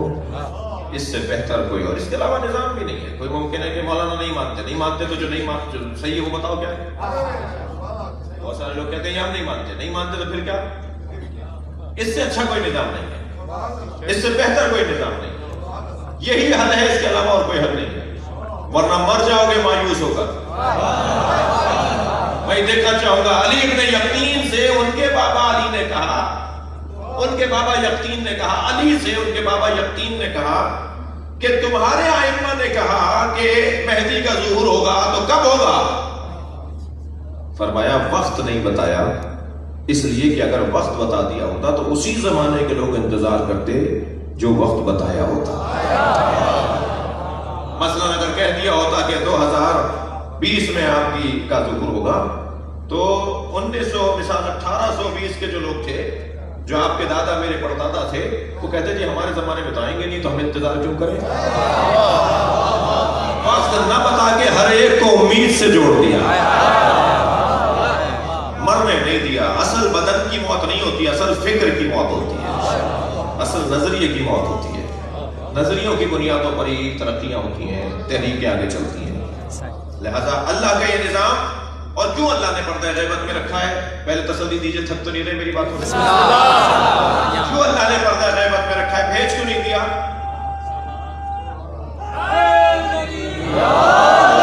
اس نے بھیج کیوں نہیں دیا؟ بھیج کیوں نہیں رہا؟ کیوں غیبت میں رکھا ہوا ہے؟ اس کا ایک موٹا سا سبق سنتے جائیے. باتیں بہت سی ہیں مگر ایک بات سن لیجیے. ابھی قابلیت اور اہلیت نہیں، ابھی آمادگی نہیں، بات ضائع ہو جائے گی. مجھ جیسے تو اربوں کھربوں لوگ میرے مولا مہدی کی جوتیوں پہ قربان. ہماری تو گنتی نہیں ہے کوئی، ہماری تو کوئی حیثیت نہیں ہے. اس مجلس میں اگر شاہ صاحب مجھے 7 بجے ممبر پہ بٹھا دیتے جب 2 آدمی بیٹھے ہوئے تھے تو کہتے ہیں نا کہ ان کی بات ضائع ہوگی، لوگوں کو آنے دو، ماحول تیار ہونے دو. جب سب سننے اور سمجھنے والے آ جائے تو پھر انہیں بلایا جائے گا. جو امام نہیں آ رہے اس کا بھی یہی سبب ہے، ابھی آمادگی پوری نہیں ہے، ابھی تیاری پوری نہیں ہے. ایک صاحب مجھ سے کہنے لگے مولانا اسحاق صاحب نے جب ساری باتیں سمجھ لی تھی تو شیعہ کیوں نہیں ہو گئے؟ انجینئر محمد علی نے بہت ساری باتیں سمجھ لی، شیعہ کیوں نہیں ہو گیا؟ جی میں نے کہا تمہاری وجہ سے نہیں ہو رہا.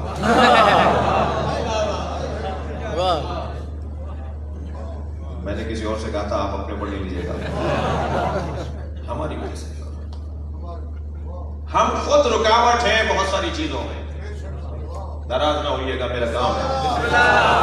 ہم خود بہت ساری ہدایتوں میں، ترقیوں میں، سمجھداریوں میں، بہت ساری تعلیم اور تربیت میں، بہت ساری بہتریوں میں ہم خود رکاوٹ ہیں، ہم خود بیریئر ہیں. لوگ اہل بیت کے مکتب کی طرف آنا چاہتے ہیں، اس سے اچھا نظام نہیں ہے، مگر وہ کہتے ہیں پھر ہمیں ایسا ہونا پڑے گا جیسے فلاں صاحب. تھوڑا سا مجھے اپنے آپ کو بہتر کرنا ہوگا، مجھے اپنے آپ اپنا معیار اونچا کرنا ہوگا. تھکے نہیں بیٹھے تو بات کہوں. صرف 3 چیزیں شیعہ حاصل کر لیں، شیعہ صرف 3 چیزوں کو حاصل کر لیں، بیریئر ٹوٹ جائے گا، لوگ اہل بیت کے مکتب میں آنا شروع ہو جائیں گے. 3 چیزیں صرف شیعہ حاصل کر لیں. علی کا چاہنے والا بزدل نہیں ہوتا، بزدلی ختم کرے. صلوات پڑھے محمد و آل محمد.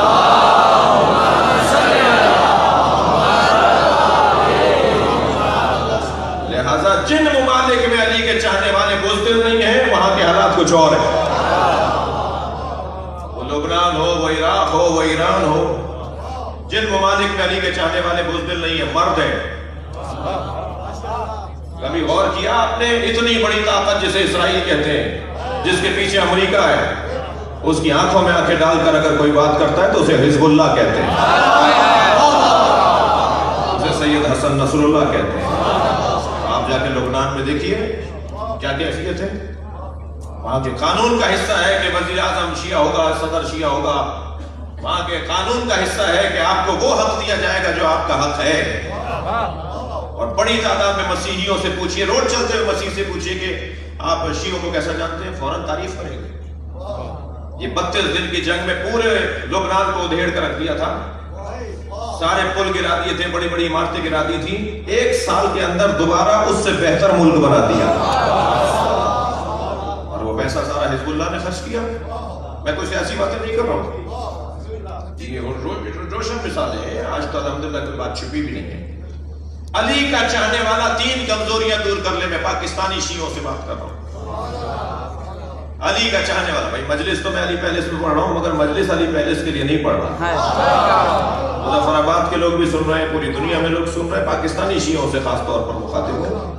پہلی بات یہ کہ اپنی بزدلی کو ختم کریں، مرد بن کر دکھائیں، بہادری دکھائیں. یہ جو سانس میرے اندر گیا ہے نا، نہیں پتا باہر بھی آئے گا نہیں آئے گا. تو میں اپنے 21واں گریڈ بچانے کے لیے ہاتھ کیوں مانگتا ہوں؟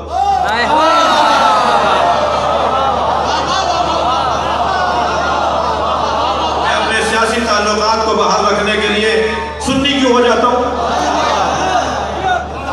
اتنی بھی جرأت نہیں ہے علی کا نام لینے میں، اتنا بھی حوصلہ نہیں ہے کہ بتاؤ کہ تم اہل بیت کے چاہنے والے اور ان کے فقہ پر عمل کرتے ہو. جب یہ بزدلی ہوگی تو پھر کیسے ترقی ہوگی بھائی؟ کیسے قوم آگے بڑھے گی؟ مجھے اس سنی سے بڑا پیار ہے، سنی بھائی سنیں، اور شیعہ بھائیوں سے بھی کہہ رہا ہوں، مجھے اس سنی سے بڑا پیار ہے جو لاکھوں شیعوں میں کربلا میں اور مشہد میں ہاتھ باندھ کے نماز پڑھ رہا ہوتا ہے. ہاتھ باندھ کے نماز پڑھ کر بتاتا ہے جس دین کو میں نے سمجھا ہے اس پہ عمل کرنے کی جرأت بھی رکھتا ہوں. میرے اندر یہ کمزوری کیوں ہے؟ میرے اندر یہ کمزوری کیوں ہے کہ میں گھبرا جاتا ہوں؟ سلام بھیجتا ہوں اپنے ان سیاستدانوں کو، دعا کرتا ہوں ان سیاستدانوں کے لیے جو یہ جان کر وزارتیں قبول کرتے ہیں کہ یہ آنے جانے والی چیز ہے، علی کی محبت کچھ اور ہے. نعت علی کا کڑا نہیں اتار رہے.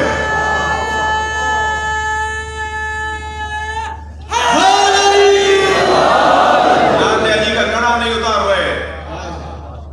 درود پڑھ کر بات شروع کرتے ہیں اور دھڑلے سے کہتے ہیں کہ ہاں مجھے فخر ہے کہ میں شیعہ ہوں. جیسے اسے فخر ہے.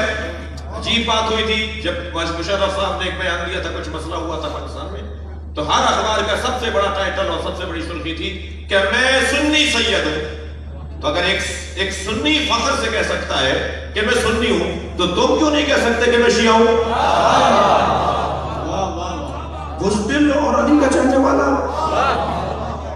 یہ کمزوری دور کرنی ہوگی. اور یہ میں اس لیے نہیں کہہ رہا کہ فرقہ واریت بڑھانا چاہ رہا ہوں، میں سنیوں کے خلاف کوئی ماحول بنا رہا ہوں. میں اس مزاج کا یاد بھی نہیں ہے.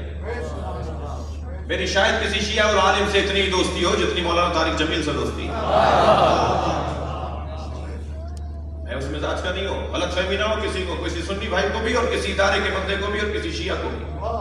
اور جو نہ سنی ہے نہ شیعہ ہے وہ زیادہ پریشان ہوتا ہے.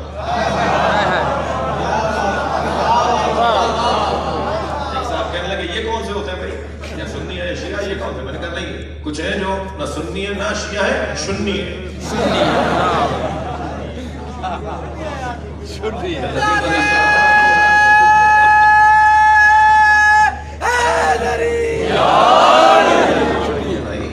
آپ نے سمجھا ایک چیز کوئی مشکل نہیں ہے. آپ آکسفورڈ کے پڑھے میں، آپ کیمبرج کے پڑھے میں، آپ نے او لیولز کیا ہے، آپ نے اے لیولز کیا ہے، آپ نے مثال میٹرک نظام سے پڑھا ہے، تو تعارف کروائیے. آپ نے کراچی یونیورسٹی سے پڑھا ہے، آپ نے حیدرآباد یونیورسٹی سے پڑھا ہے. اس میں کیا پریشانی ہے؟ اگر کوئی کراچی یونیورسٹی کا پڑھا ہوا طالب علم کہہ دے کہ میں کراچی یونیورسٹی سے پڑھا ہوا ہوں، تو حیدرآباد یونیورسٹی سے پڑھا ہوا کوئی تعصب ہو رہا ہے؟ کوئی فرقہ واریت ہو رہی ہے؟ تعارف ہو رہا ہے نا اپنا. تعارف کرواؤ میں سنی ہوں، تعارف کرواؤ میں شیعہ ہوں. اپنا دماغ بڑا کرو. میرا ایک سنی جوان جو مجھ سے بہت پیار کرتا ہے، اس کا نام بھی ابو ہریرہ ہے. وہ کہنے لگا میں کربلا مشی میں گیا، چہلم کی مشی میں اپنے شیعہ دوستوں کے ساتھ، تو تبرک بٹ رہا تھا، کوئی شوارما بٹ رہا تھا، کہنے لگا میرا دل کر رہا تھا کہ میں کھاؤں، مگر رش اتنی لمبی لائن ہے، کہا جی لائن میں لگوں گا تو ہمارا قافلہ آگے چل جائے گا۔ تو وہ شیعہ دوست نے کہا کہ پریشان نہیں ہو، تم لائن توڑ کر آگے جا کے کھڑے ہو جاؤ اور کہہ دو آنا سنی، لاکھوں شیعوں میں کہو آنا سنی۔ تو جیسے اس نے دور سے آ کے کہا نا انا سنی، تو وہ لبنانی تھا بانٹنے والا، وہ وہاں سے چبوترے سے اتر کر آ گیا، پورا تھال لے کر آ گیا، یہ سارا تمہارے لیے۔ اس میں کیا پریشانی ہے کہ وہ سنی ہے تو سنی ہے، یہ شیعہ ہے تو شیعہ ہے۔ یہ کیا بات ہوئی کہ سنی تو پریشان نہیں ہو رہا، شیعہ پریشان ہو رہا ہے کہ میں کہہ دوں شیعہ ہوں تو یہ ہو جائے گا۔ یہ کمزوری دور کرنے کا نتیجہ دے رہا ہوں عزیزان گرامی، دنیا میں اگر آپ اہل بیت کی طرف متوجہ کرنا چاہتے ہیں لوگوں کو، تھکے ہی سنیں گے، اگر آپ اہل بیت کی طرف لوگوں کو متوجہ کرنا چاہتے ہیں تو اپنے اندر شجاعت کو لے کر آئیں، اور جب آپ شجاع بنیں گے نا تو لوگ کہیں گے ان کے ساتھ ہو جاؤ، یہ علی کے چاہنے والے ہیں۔ شجاعت یہ کمزوری دور کرے شیعہ برادری۔ دوسری کمزوری کنجوسی، علی کا چاہنے والا اور کنجوس، نعرہ حیدری لگانے والا اور بخیل، علی علی کرنے والا اور بخیل، خمس نہیں نکلتا، زکوٰۃ نہیں دی جاتی۔ مجھے معاف کیجیے گا، مجلس حیدرآباد میں پڑھ رہا ہوں، ابھی کہہ رہا تھا میں حیدرآباد میں نہیں پڑھ رہا ہوں، اب میں کچھ دیر کے لیے حیدرآباد آ رہا ہوں۔ پنجاب کا کوئی امام بارگاہ آپ کو ٹوٹا ہوا نہیں ملے گا، پنجاب کا کوئی مسجد آپ کو ٹوٹی بھی نہیں ملے گی، کوئی ٹوٹیاں ٹوٹی ہوئی، کوئی فرش پھٹے ہوئے، کوئی دروازے ٹوٹے ہوئے، کوئی قبضے اکھڑے ہوئے، کوئی فرش ٹوٹا ہوا آپ کو پنجاب کی مسجدوں میں اور امام بارگاہوں میں نہیں ملے گا۔ اور سندھ کے اکثر امام بارگاہوں کا حال یہی ہے، اکثر مسجدوں کا حال یہی، پنکھے جلے ہوئے ہیں، کارپیٹ پھٹے ہوئے ہیں، ٹوٹیاں ٹوٹی ہوئی ہیں، بلب فیوز ہیں، اور معلوم ہے جی اس علاقے کا جو سب سے بڑا زمیندار ہے وہی شیعہ ہے، نہ خمس اس سے نکل رہا ہے نہ زکوٰۃ اس سے نکل رہی ہے۔ میرے سارے پاکستان کے مولوی مجھ سے ناراض ہو جائیں، میرے مکتب کے مولوی، میں ان کی ناراضگی کو مول لے کر ایک اعلان کر رہا ہوں، اور اعلان یہ ہے کہ آپ مولوی کو خمس نہ دیجئے، خمس نکالیے اپنے ہاتھ سے خود خرچہ کیجئے۔ یہ بہانہ کیوں بنا رہے ہیں کہ مولوی خمس کھا جاتے ہیں؟ نہ دیجئے،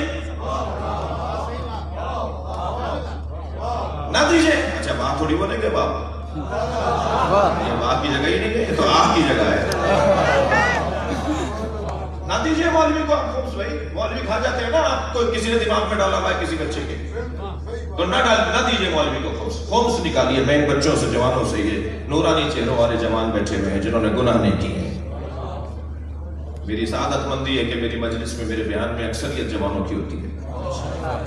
میں ان سے گزارش کر رہا ہوں آج ہی ارادہ کرو، جناب سکینہ کا واسطہ دے رہا ہوں، بیوی کی شہادت کے ایام ہے کہ تمہیں جیب خرچی ملتی ہے، تم تعلیم کے ساتھ نوکری کر رہے ہو، آپ اپنی تاریخ طے کریں، اس تاریخ پر اپنا حساب کریں، 200 روپے نکلیں، 2000 نکلیں۔ کہنے مولانا 10,000 بچے تھے تو 10,000 میں خمس کتنا ہے؟ ہم نے کہا جی 2000۔ کہنا 2000 دے دوں گا تو بچے گا کیا؟ اچھا پھر تم 2000 رکھ لو، 8000 دے دو۔ 2000 نکالتے ہیں، بچے گا کیا؟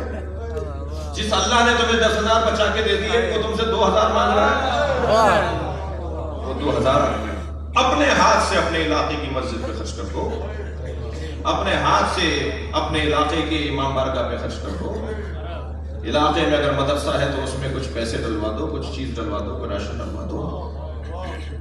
کنجوس اور علی کا چاہنے والا، میں تو کہتا ہوں سب سے آگے نکل جائے گا سندھ پورے پاکستان میں۔ میں مظفر آباد سے لے کر کراچی تک، پیواڑ کی چوٹی سے لے کے کراچی کے ساحل تک، لداخ کی چوٹیوں سے لے کر کراچی کے ساحل تک پورا پاکستان دیکھ چکا ہوں۔ سندھ سب سے آگے نکل جائے گا، مسجدوں میں، امام بارگاہوں میں، مدرسوں میں۔ اسکولوں کی ضرورت ہے آپ کو، آپ کے بچے پنجاب پڑھنے جا رہے ہیں، میرے بچے، مجھ سندھی کے بچے، میں سندھی ہوں، مجھ سندھی کے بچے پنجاب پڑھنے جا رہے ہیں۔ سندھ میں کہاں ہے ہمارے پاس ادارے جہاں ہم اپنے بچوں کو اعلیٰ تعلیم دیں؟ آیت اللہ سیستانی کی خدمت میں گیا، مجھ سے کہنے لگے مدرسے کتنے ہیں پاکستان میں؟ شیعہ مدرسوں کے لیے پوچھنے لگے، میں نے کہا جی 500. کہنے لگے اسکول کتنے؟ میرا تو منہ لٹک گیا، کیا بتاؤں؟ کہنے تم نے اپنے بچوں کو یہودیوں کے حوالے کیا ہوا ہے؟ وہی آکسفورڈ کی، وہی کیمبرج کی، وہی لیولز پڑھائیے، مگر خود پڑھائیے. نظام تعلیم وہی رہے جو دنیا میں رائج ہے، مگر خود پڑھائیے. ہمارا حال اچھا نہیں ہے. کنجوس اور علی کا چاہنے والا نہیں ہو سکتا. تیسری بتا دوں کمزوری. بسم اللہ. نہیں گڑبڑ ہو گئی. بسم اللہ. بڑی دھیمی سی بسم اللہ آ رہی ہے. بسم اللہ.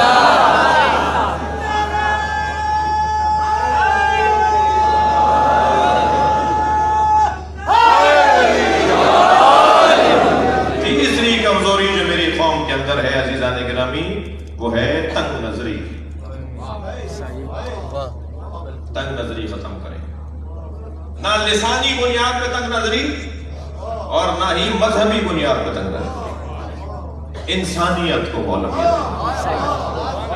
جتنا میں انسانیت کو اولویت دوں گا، علی کا قرب بڑھنے لگے گا. ایک یہودی عورت کو پٹتے ہوئے دیکھا تھا علی نے، میرے مولا کا کھانا پانی اٹھ گیا. انسانیت. سنی ہے، میرا بھائی ہے، انسان ہونے. مولا علی فرمانے مالک میں جہاں تمہیں گورنر بنا کر بھیج رہا ہوں وہاں تمہارے 2 بھائی ہیں. اما اخ لک فی الدین، یا تمہارا دین میں بھائی ہے یا انسان ہونے میں بھائی. خبردار، دین میں جو بھائی ہو اس کو ترجیح نہ دے دینا انسان ہونے والے بھائی پر. دونوں کا پیٹ ایک ہی ہے، دونوں کی ضرورتیں ایک ہی ہیں، دونوں کے مسائل ایک جیسے ہیں، دونوں کی پریشانیاں ایک جیسی ہیں. یہ 2 بھائی ہیں تمہارے. 2 بھائی کہہ کر کم سے کم دینداروں کو میرے مولا نے فضیلت عطا کی ہے، لیکن ترجیح بلا منازع نہیں. ترجیح انسانیت کو مد نظر رکھتے ہوئے. تمہارا انسان ہونے میں بھائی ہے. سنی ہے کوئی بات نہیں، دیوبندی ہے کوئی بات نہیں، بریلوی ہے کوئی بات نہیں، ہمارا ہے، ہماری جان ہے. فلاحی ادارے بنائیں گے، اس میں ہم یہ نہیں سوچیں گے کہ یہاں علاج کروانے شیعہ آئے گا. اسکول بنائیں گے، یہ نہیں سوچیں گے کہ شیعوں کے لیے اسکول بن رہا ہے. نہیں، سب کی خدمت. کربلا کمال انسانیت کی سرزمین کو کہا جاتا ہے. مولا نے چند مسیحیوں کو بلا لیا. کبھی غور فرمایا کہ چرچوں میں امام حسین، چرچ میں مسیحیوں کے مراکز میں امام حسین کا نوحہ کیوں پڑھا جاتا ہے؟ اس کی ایک بڑی وجہ ہے، کربلا کے شہیدوں میں ایک مسیحی خاندان کا بھی ہے. کبھی غور فرمایا سنی غیر شیعہ بھی امام حسین کی عزاداری کیوں مناتے ہیں؟ کربلا میں زہیر غین، مسلم ابن اوسجہ، یہ جو جتنی شخصیات، ان میں کئی شخصیات ایسی ہیں جو شیعہ نہیں تھے. یعنی اس وقت کے جو شیعہ کہلاتے تھے وہ بھی نہیں تھے. جو اس وقت میں شیعہ کی تعریف تھی وہ بھی نہیں تھے. وہ عثمانی العقیدہ تھے. کیوں امام حسین پر ہر شخص جمع ہونے کو تیار ہے، آنے کو تیار ہے؟ امام حسین کے نام پہ مجمع کیوں لگنے کو تیار ہے؟ اس لیے کہ حسین نے انسانیت کی بنیاد پر. کربلا اقدار کی جنگ ہے، اقتدار کی جنگ نہیں ہے. تہذیب کی جنگ ہے، انسانیت کے فروغ کی جنگ ہے. 3 چیزوں کو دور کرنا ہے، کنجوسی کو، بزدلی کو اور تنگ نظری کو. ہمارے عزیز ہیں، ہماری بھائی ہیں، بات کریں گے، گفتگو کریں گے، پیار سے بولیں گے، آرام سے بولیں گے. اور جب ہم ایک دوسرے سے قریب ہوں گے، یا وہ مجھے منوا دے گا یا میں اس کی منوا دوں گا. بس یہ ہوگا، یہ زیادہ سے زیادہ یہ ہوگا. اور ہمیں کربلا والوں سے یہی پیغام ملتا ہے. یہ بات ہی نہیں کی امام حسین نے کہ تم میرے بابا کو پہلا خلیفہ مانتے ہو یا چوتھا. فرمایا میرے نانا نے تمہارا نام مجھے شہیدوں میں دیا ہے. زہیر غین بار بار پوچھ رہے تھے مولا عباس سے، زہیر کا پتہ لگاؤ، زہیر کہاں ہے، زہیر کہاں ہے. معلوم ہوا کہ زہیر مکے کے سفر پر ہیں. وہ مکے آ رہے تھے، حسین مکے سے جا رہے تھے کہ سامنے سے قافلہ آتے ہوئے دیکھا. پوچھا کون ہے؟ کہا حسین کا قافلہ ہے۔ کہا رستہ بدل دو۔ زہیر قین نے کہا رستہ بدل دو، اپنے غلام سے کہا رستہ بدل دو۔ چند سواریوں پر تھے، رستہ بدل دیا۔ امام پاک کی جناب عباس نے فرمایا وہ جو رستہ بدل کے جا رہے ہیں وہ زہیر ہیں۔ فرمایا اپنے قافلے کو روک دو، اور جب قافلہ رک گیا تو فرمایا جاؤ زہیر سے جا کے کہو کہ حسین بلا رہے ہیں۔ جب مولا عباس گئے نا جناب زہیر کے پاس تو زہیر قین نے اپنے غلام سے کہا کہ ہمارے ان گھوڑوں میں فلاں گھوڑا جو ہے وہ زیادہ طاقتور، زیادہ صحت مند ہے، زیادہ خوبصورت ہے، اچھی سواری دیتا ہے، وہ لے آؤ، میں حسین کو ہدیہ بھیجوں گا۔ لگام پکڑ کر کہا عباس یہ حسین کو میری طرف سے ہدیہ دے دینا۔ امام نے مولا عباس سے فرمایا یہ واپس کر دو، اور زہیر سے کہو کہ ہمیں تمہارے گھوڑے کی ضرورت نہیں ہے، ہمیں تو تمہاری ضرورت ہے۔ زہیر نے کہا کہ جا کے حسین سے کہو میں مسلمانوں کی جنگ میں نہیں پڑنا چاہتا، یہ مسلمان آپس میں لڑیں گے، میں اس جنگ میں نہیں پڑنا چاہتا۔ امام نے حضرت عباس سے فرمایا زہیر سے کہو کہ میں ان سے ملنے آ رہا ہوں۔ تو جب خود امام حسین ملنے گئے زہیر کے ہاتھ پیر کانپنے لگے، حسین آ رہے، اپنے خیمے سے نکل کر باہر گئے، امام کا استقبال کیا۔ روایت کہتی ہے امام نے زہیر کا ہاتھ پکڑا اور صحرا میں تنہا چلے گئے، زہیر کو لے کر چلے گئے اکیلے۔ کچھ دیر وہاں رہے اور وہاں سے جب لوٹے تو امام اپنے گھوڑے پر بیٹھ کے اپنے خیموں کی طرف اور زہیر اپنے خیمے میں آ گئے، اور آتے کے ساتھ ہی سامان جمع کرنے لگے۔ تو بیوی کا نام لکھا ہے، زوجہ زہیر کا نام لکھا ہے دلہا۔ دلہا نے کہا کہ کیا ہو رہا ہے، کیا ارادہ ہے؟ کہنے لگا میں تمہیں طلاق دینا چاہتا ہوں۔ کہا ہماری تو کبھی لڑائی بھی نہیں ہوئی زندگی میں، آپ مجھے طلاق کیوں دینا چاہتے ہیں؟ کہا میں حسین کے ساتھ جا رہا ہوں، اور حسین نے مجھے جنت میں میرا مقام دکھا دیا، اور حسین کے نانا رسول نے میرا نام حسین کو لکھ کر دیا ہے کہ کون کون کربلا میں شہید ہوگا اس میں ایک نام زہیر کا ہے، لہٰذا میں تو بڑا قسمت والا ہوں، اور میں اگر تمہیں طلاق نہیں دوں گا تو عدت وفات لمبی ہوتی ہے، طلاق کی عدت کم ہوتی ہے، جلدی تم میری نسبت سے دور ہو جاؤ گی۔ تو پیروں میں گر گئی، کہنے لگی ساری زندگی اپنے ساتھ رکھا، اب نبی ذاتیوں کی خدمت کا وقت ہے، مجھے اپنے ساتھ لے کے چلیے۔ آپ ہی نے تو بتایا ہے نا کہ اس قافلے میں زینب بھی ہے، اس قافلے میں نبی ذاتیاں بھی ہیں، علی کی بچیاں بھی ہیں۔ اللہ اکبر۔ زہیر کہنے لگا نہیں، جب مرد مار دیے جاتے ہیں تو عورتوں کو اسیر بنا لیا جاتا ہے۔ مجھے یہ بھی بتایا گیا ہے کہ آل نبی کو، اولاد زہرا کو، نبی ذاتیوں کو اسیر بنایا جائے۔ میں نہیں چاہتا کہ جگہ جگہ تشہیر ہو یہ زہیر کی زوجہ ہے، اس لیے تمہارے حوالے غلام کرتا ہوں، تمہیں یہ غلام اپنے گھر لے کر پہنچے گا، اور میں حسین کے ساتھ جا رہا ہوں۔ زہیر چلے گئے، کربلا پہنچے، اور امام کے ساتھ جو زہیر کا پھر اس واقعے کے بعد رنگ تھا نا وہ کچھ اور تھا۔ تھے تو ضعیف العمر مگر بڑے بڑے جوانوں سے جوان تھے۔ جب میرے مولا حسین عصر کی نماز پڑھ رہے تھے اور تینوں کی بارش ہونا شروع ہوئی تو ایک مرتبہ زہیر ان میں ایک تھے کہ جو امام حسین پہ آتے ہوئے تیروں کو روک رہے تھے۔ زہیر قین کربلا کے میدان میں شہید ہوئے اور امام نے ان کے لاشے پہ مرثیہ پڑھا۔ ادھر واقعہ کربلا گزرا، یہ دن آئے جو دن آج آپ گزار رہے ہیں۔ زہیر کی زوجہ گھر نہیں گئی، خیمہ لگا کے صحرا میں بیٹھ گئی اور انتظار کرنے لگی کہ کربلا کی خبر آئے، کربلا میں کیا ہوا ہے۔ خبر آئی کہ کربلا میں حسین کو مار دیا، زہیر حسین کے ساتھ شہید ہو گئے، حبیب جیسا نبی کا صحابی بھی مارا گیا ہے، اور اب ان کے سروں کو نیزوں پر اٹھا کر حسین کے بچوں کو اسیر بنا کر کوفہ سے شام لے جائیں گے۔ تو اس نے اپنے غلام کو بلا کر کہا کہ ذرا دیکھو ان سروں میں جو سر جا رہے ہیں ان میں تمہارے مولا مالک زہیر کا سر ہے؟ یہ گیا اور جا کر دیکھ کر آیا اور کہا ہاں مالکن، اس میں میرے مولا زہیر کا سر بھی ہے، زہیر کو بھی مار دیا گیا۔ پھر کہنے لگی میں تجھ سے ایک کام چاہتی ہوں، وہ میرا کام کر دے تو میں تجھے آزاد کر دوں گی، تیری آزادی کا پروانہ نہیں دوں گی۔ کام یہ ہے کہ یہ کفن لے جا اور زہیر کو کفن پہنا کر دفنا کے آ جائے، اجر و کمال اللہ۔ زہیر کو کفن پہنا کر یہ کفن لے جا اور کفن پہنا کر آ جائے۔ غلام کہتا ہے میں نے کفن لیا، وہ روایت کہتی ہے اس غلام نے کفن لیا اور یہ کربلا کے میدان میں گیا۔ 2 دن کے بعد جب لوٹا نا تو اس نے دروازے پر کھڑے ہو کے، خیمے کے باہر کھڑے ہو کے آواز لگائی۔ یہ باہر آئی کہ دیکھے کہ بتائے گا کہ کیا کر کے آیا ہے، کیسے دفنایا، کیسے کفن دیا۔ تو کیا دیکھا، کفن ہاتھوں پر ہے، گردن لٹکائے کھڑا ہے۔ اس نے کہا میں تمہیں آزاد نہیں کروں گی۔ زہیر نے کہا میں تجھے آزاد نہیں کروں گی۔ کہ مالکن آپ مجھے آزاد نہ کریں، ساری زندگی اپنا غلام رکھے۔ کہ میں نے تجھے ایک کفن دیا تھا، اپنے مولا کو کفن نہیں پہنا سکا؟ تو آنکھوں میں آنسو بھر کے کہنے لگا کفن ایک تھا، وہاں زہرا کا لال، وہاں علی اکبر، وہاں عمر محمد۔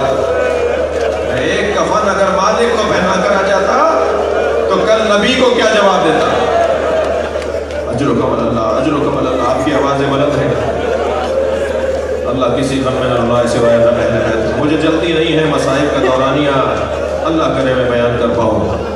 ایام شہادت جناب سکینہ،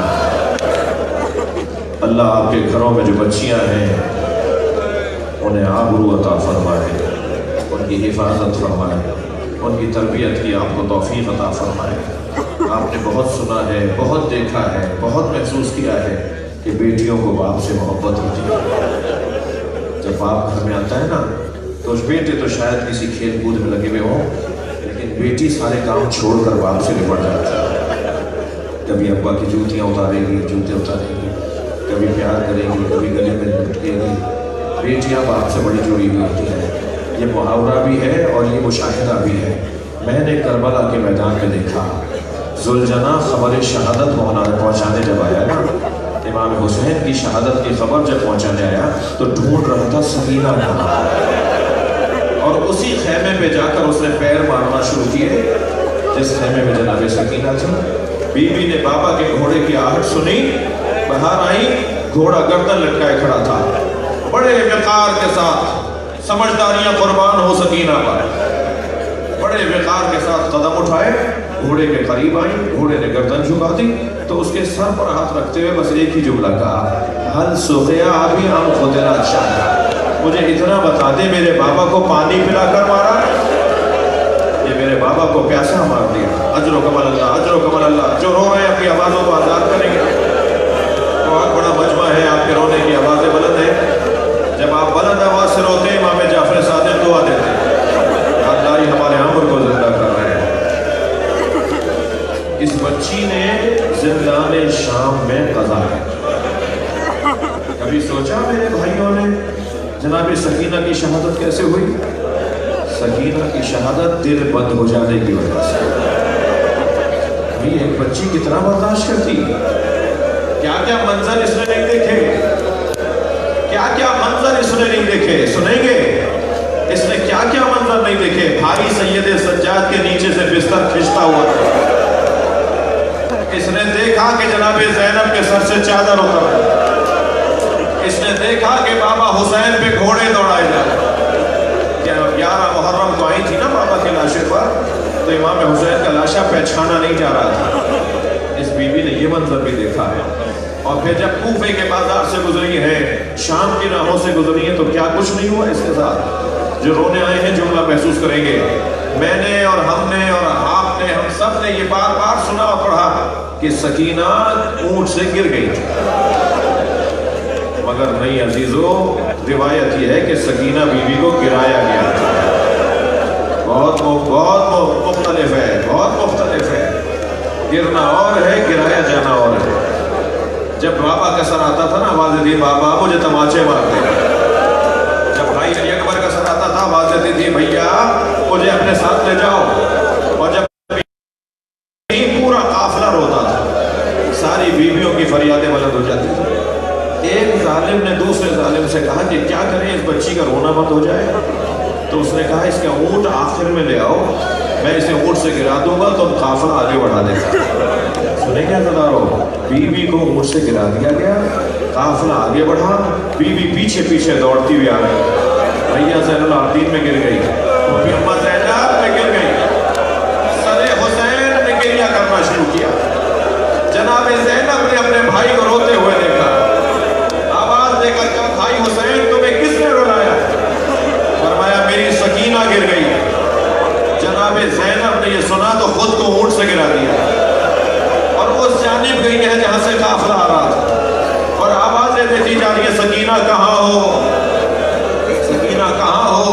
क्या देखा? एक दरख्त के साए में एक बुर्का पोश बीबी, एक काले बुर्के में बीबी सकीना को गोद में लिए बैठी है और सकीना उस गोद में सो भी गई है। जनाब ज़ैनब को दो ताज्जुब हुए, थकेंगे नहीं जिन्हें रोना आ रहा है। बीबी ज़ैनब को दो ताज्जुब हुए। एक ताज्जुब तो ये हुआ कि ये कौन है जो हम पे रहम कर रहा है, हम पे तो कोई रहम नहीं खाता। दूसरा ताज्जुब ये हुआ, सकीना इनकी गोद में सो कैसे गई? जब काफिला रुकता था, रस्सियां खोली जाती थी, जनाब रबाब बढ़ के कहती थी मेरी गोद में आ जाओ, तो सकीना कहती थी मुझे बाबा के पास जाना है। जनाब ज़ैनब कहती थी मेरी आगोश में आ जाओ, तो फरमाती थी मुझे तो बाबा के पास जाना है। ये तो ना फूफी की गोद में आती है ना माँ की गोद में आती है, ये कौन सी गोदी है जिसमें सकीना सो गई? तो करीब जाके बैठी और कहने लगी बीबी मैं फातिमा की बेटी ज़ैनब, मैं जन्नत की बशारत तुम्हें देती हूँ, मैं तुम्हारी शिफाअत का इजहार और ऐलान और इकरार करती हूँ, बस हमें इतना बता दो कि ये बच्ची तुम्हारी गोद में सोई कैसी है? ये मेरे भाई की बच्ची सकीना है। जैसे ही गुफ्तगू आगे बढ़ी तो उस बीबी ने नकाब हटाई, नकाब हटी तो बेटी ने माँ को बैठे हुए देखा, लिपट गई जनाब ज़हरा के, अम्मा मेरा भाई करबला में मारा, अम्मा करबला में अली अकबर मारा। कहा ज़ैनब तेरी माँ जन्नतुल बकी में नहीं है, वो करबला में हुसैन को घोड़े से गिरता देख रही है, वो तुम्हारे साथ वो पाओ शाम के बाजारों में कत्ल कमल्ला गिरिया हो गया, मजलिस हो गई, मगर मेरा दिल कर रहा है शाम चली। अल्लाह आपको जनाब सकीना की कब्र की ज़ियारत का शरफ अता करे, अल्लाह आपको बीबी की कब्र पर ले जाए। जब आप वहाँ जाएंगे ना तो दो बड़ी कब्रों पर जाएंगे आप, एक जनाब ज़ैनब की कब्र है और एक जनाब सकीना की कब्र है। जब जनाब ज़ैनब की कब्र पर जाए ना अज़ादारों, तो ज़ियारतनामा ज़रूर पढ़िएगा, उसके पहले ही सफ़े पे लिखा है सलाम हो उस ज़ैनब पर जो 11 मुहर्रम को बेकजावा ऊँट पर बिठाई जा रही थी, तो वो नहर की तरफ इशारा करके कह रही थी अब्बास उठो अपनी बहन को सवार करवाओ, तुमने मदीने में ज़ैनब को सवार करवाया था। और वहाँ से फिर आप जनाब सकीना की कब्र पे जाएंगे। जब सकीना बीबी की कब्र जाली से देखे ना तो ज़रा गौर से देखिएगा, आज भी अरब देहात की औरतें खिलौने ला के डालती हैं और एक नौहा पड़ती है तुम्हारी फूफी से वादा किया था हम तुम्हारी खबर पे आते रहेंगे, अजर कमल अल्लाह, अजर कमल अल्लाह। आवाज़ें बुलंद है, अल्लाह आपको अजर सवाब अता फरमाए। और ख़ास तौर पर जब ये कैफियत हो ना गिरिए की, दाएँ बाएँ आगे पीछे से आवाज़ें आए, तो अल्लाह से अपनी हाजतें भी तलब किया करें। या अल्लाह हम हुसैन का दामन लेकर आए हैं, हम में सब कुछ ना कुछ हाजत रखने वाले लोग हैं, हम सब फकीर लोग बैठे हुए हैं, अजर कमल अल्लाह। आधी रात गुजरी, जनाब सकीना सोते सोते उठी और सिर्फ उठी नहीं, कभी जिंदान के उस कोने में जाती, वो भी अम्मा बाबा आए थे, कभी जिंदान के उस कोने में जाती है, बाबा अभी आप यहाँ खड़े थे, कभी आवाज देकर कहती है अम्मा रबाब बाबा हुसैन मुझे लेने आए थे, हाय बाबा बाबा कहाँ हो बाबा। ये आवाजें बुलंद होने लगी, सकीना का गिरिया बुलंद होने लगा। जनाब सकीना के इस अंदाज को देखकर बीवियां रोने लगी। ये आवाज दरबार शाम तक पहुंची, यजीद के आराम में खलल आया। कहा ये बच्ची क्यों रो रही है? कहा हुसैन की बच्ची सकीना अपने बाबा हुसैन को याद कर रही है। कहा इसे हुसैन का सर भेज दो, ये अपने बाबा का सर देखकर कुछ सुकून में आ जाए। तश्त ला के रखा गया, रुमाल हटाया गया, बीवी कुछ फासले पर बैठी थी। इमाम सज्जाद से फरमाने लगी भैया ये किसका सर है? कहा ये बाबा हुसैन का सर है, तुमसे मिलने आए। तो सुनेंगे वहां से उठ तो गई मगर कई मरतबा जमीन पर गिरी। बाबा के सर के करीब आई और बाबा का सर अपने हाथों में लिया और चेहरे को देखकर कहने लगी बाबा ये आपके रुखसारों पे किसका खून है? बाबा ये आपकी रगें किसने काटी? बाबा ये आपकी पेशानी पे किसने पत्थर मारा? फिर फरमाने लगी बाबा मुझसे भी पूछिए मेरे गोशवारे छीन लिए।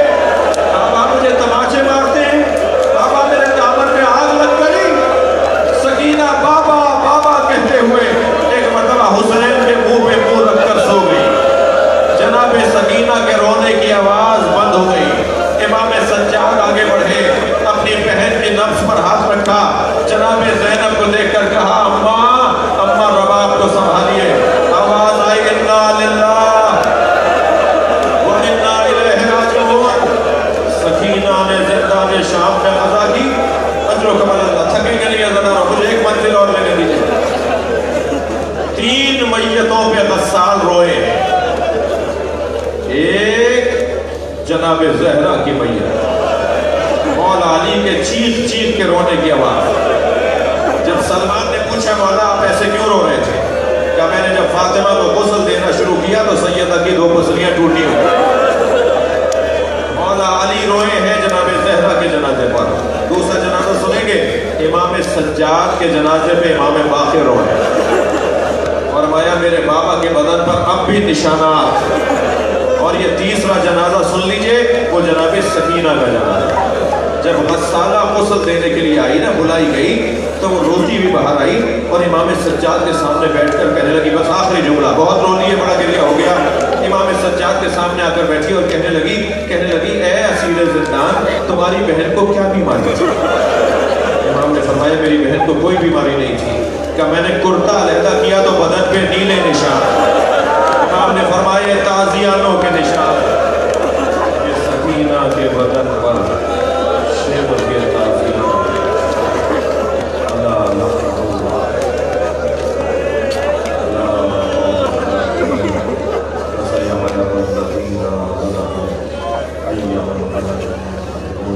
नवाजों पर रहमत रोने वालों की तौफीक़ात में इज़ाफ़ा बानी मजलिस से अज़ा के इज़्ज़त में इज़ाफ़ा, तमाम बीमारों को शिफाए हम सब की आफ़ियत बख़ैर। रब्बना आतिना फ़िद दुनिया हसनतन व फ़िल आख़िरति हसनतन व क़िना अज़ाबन्नार। इलाही व सय्यदी व मौलाई या हुसैन।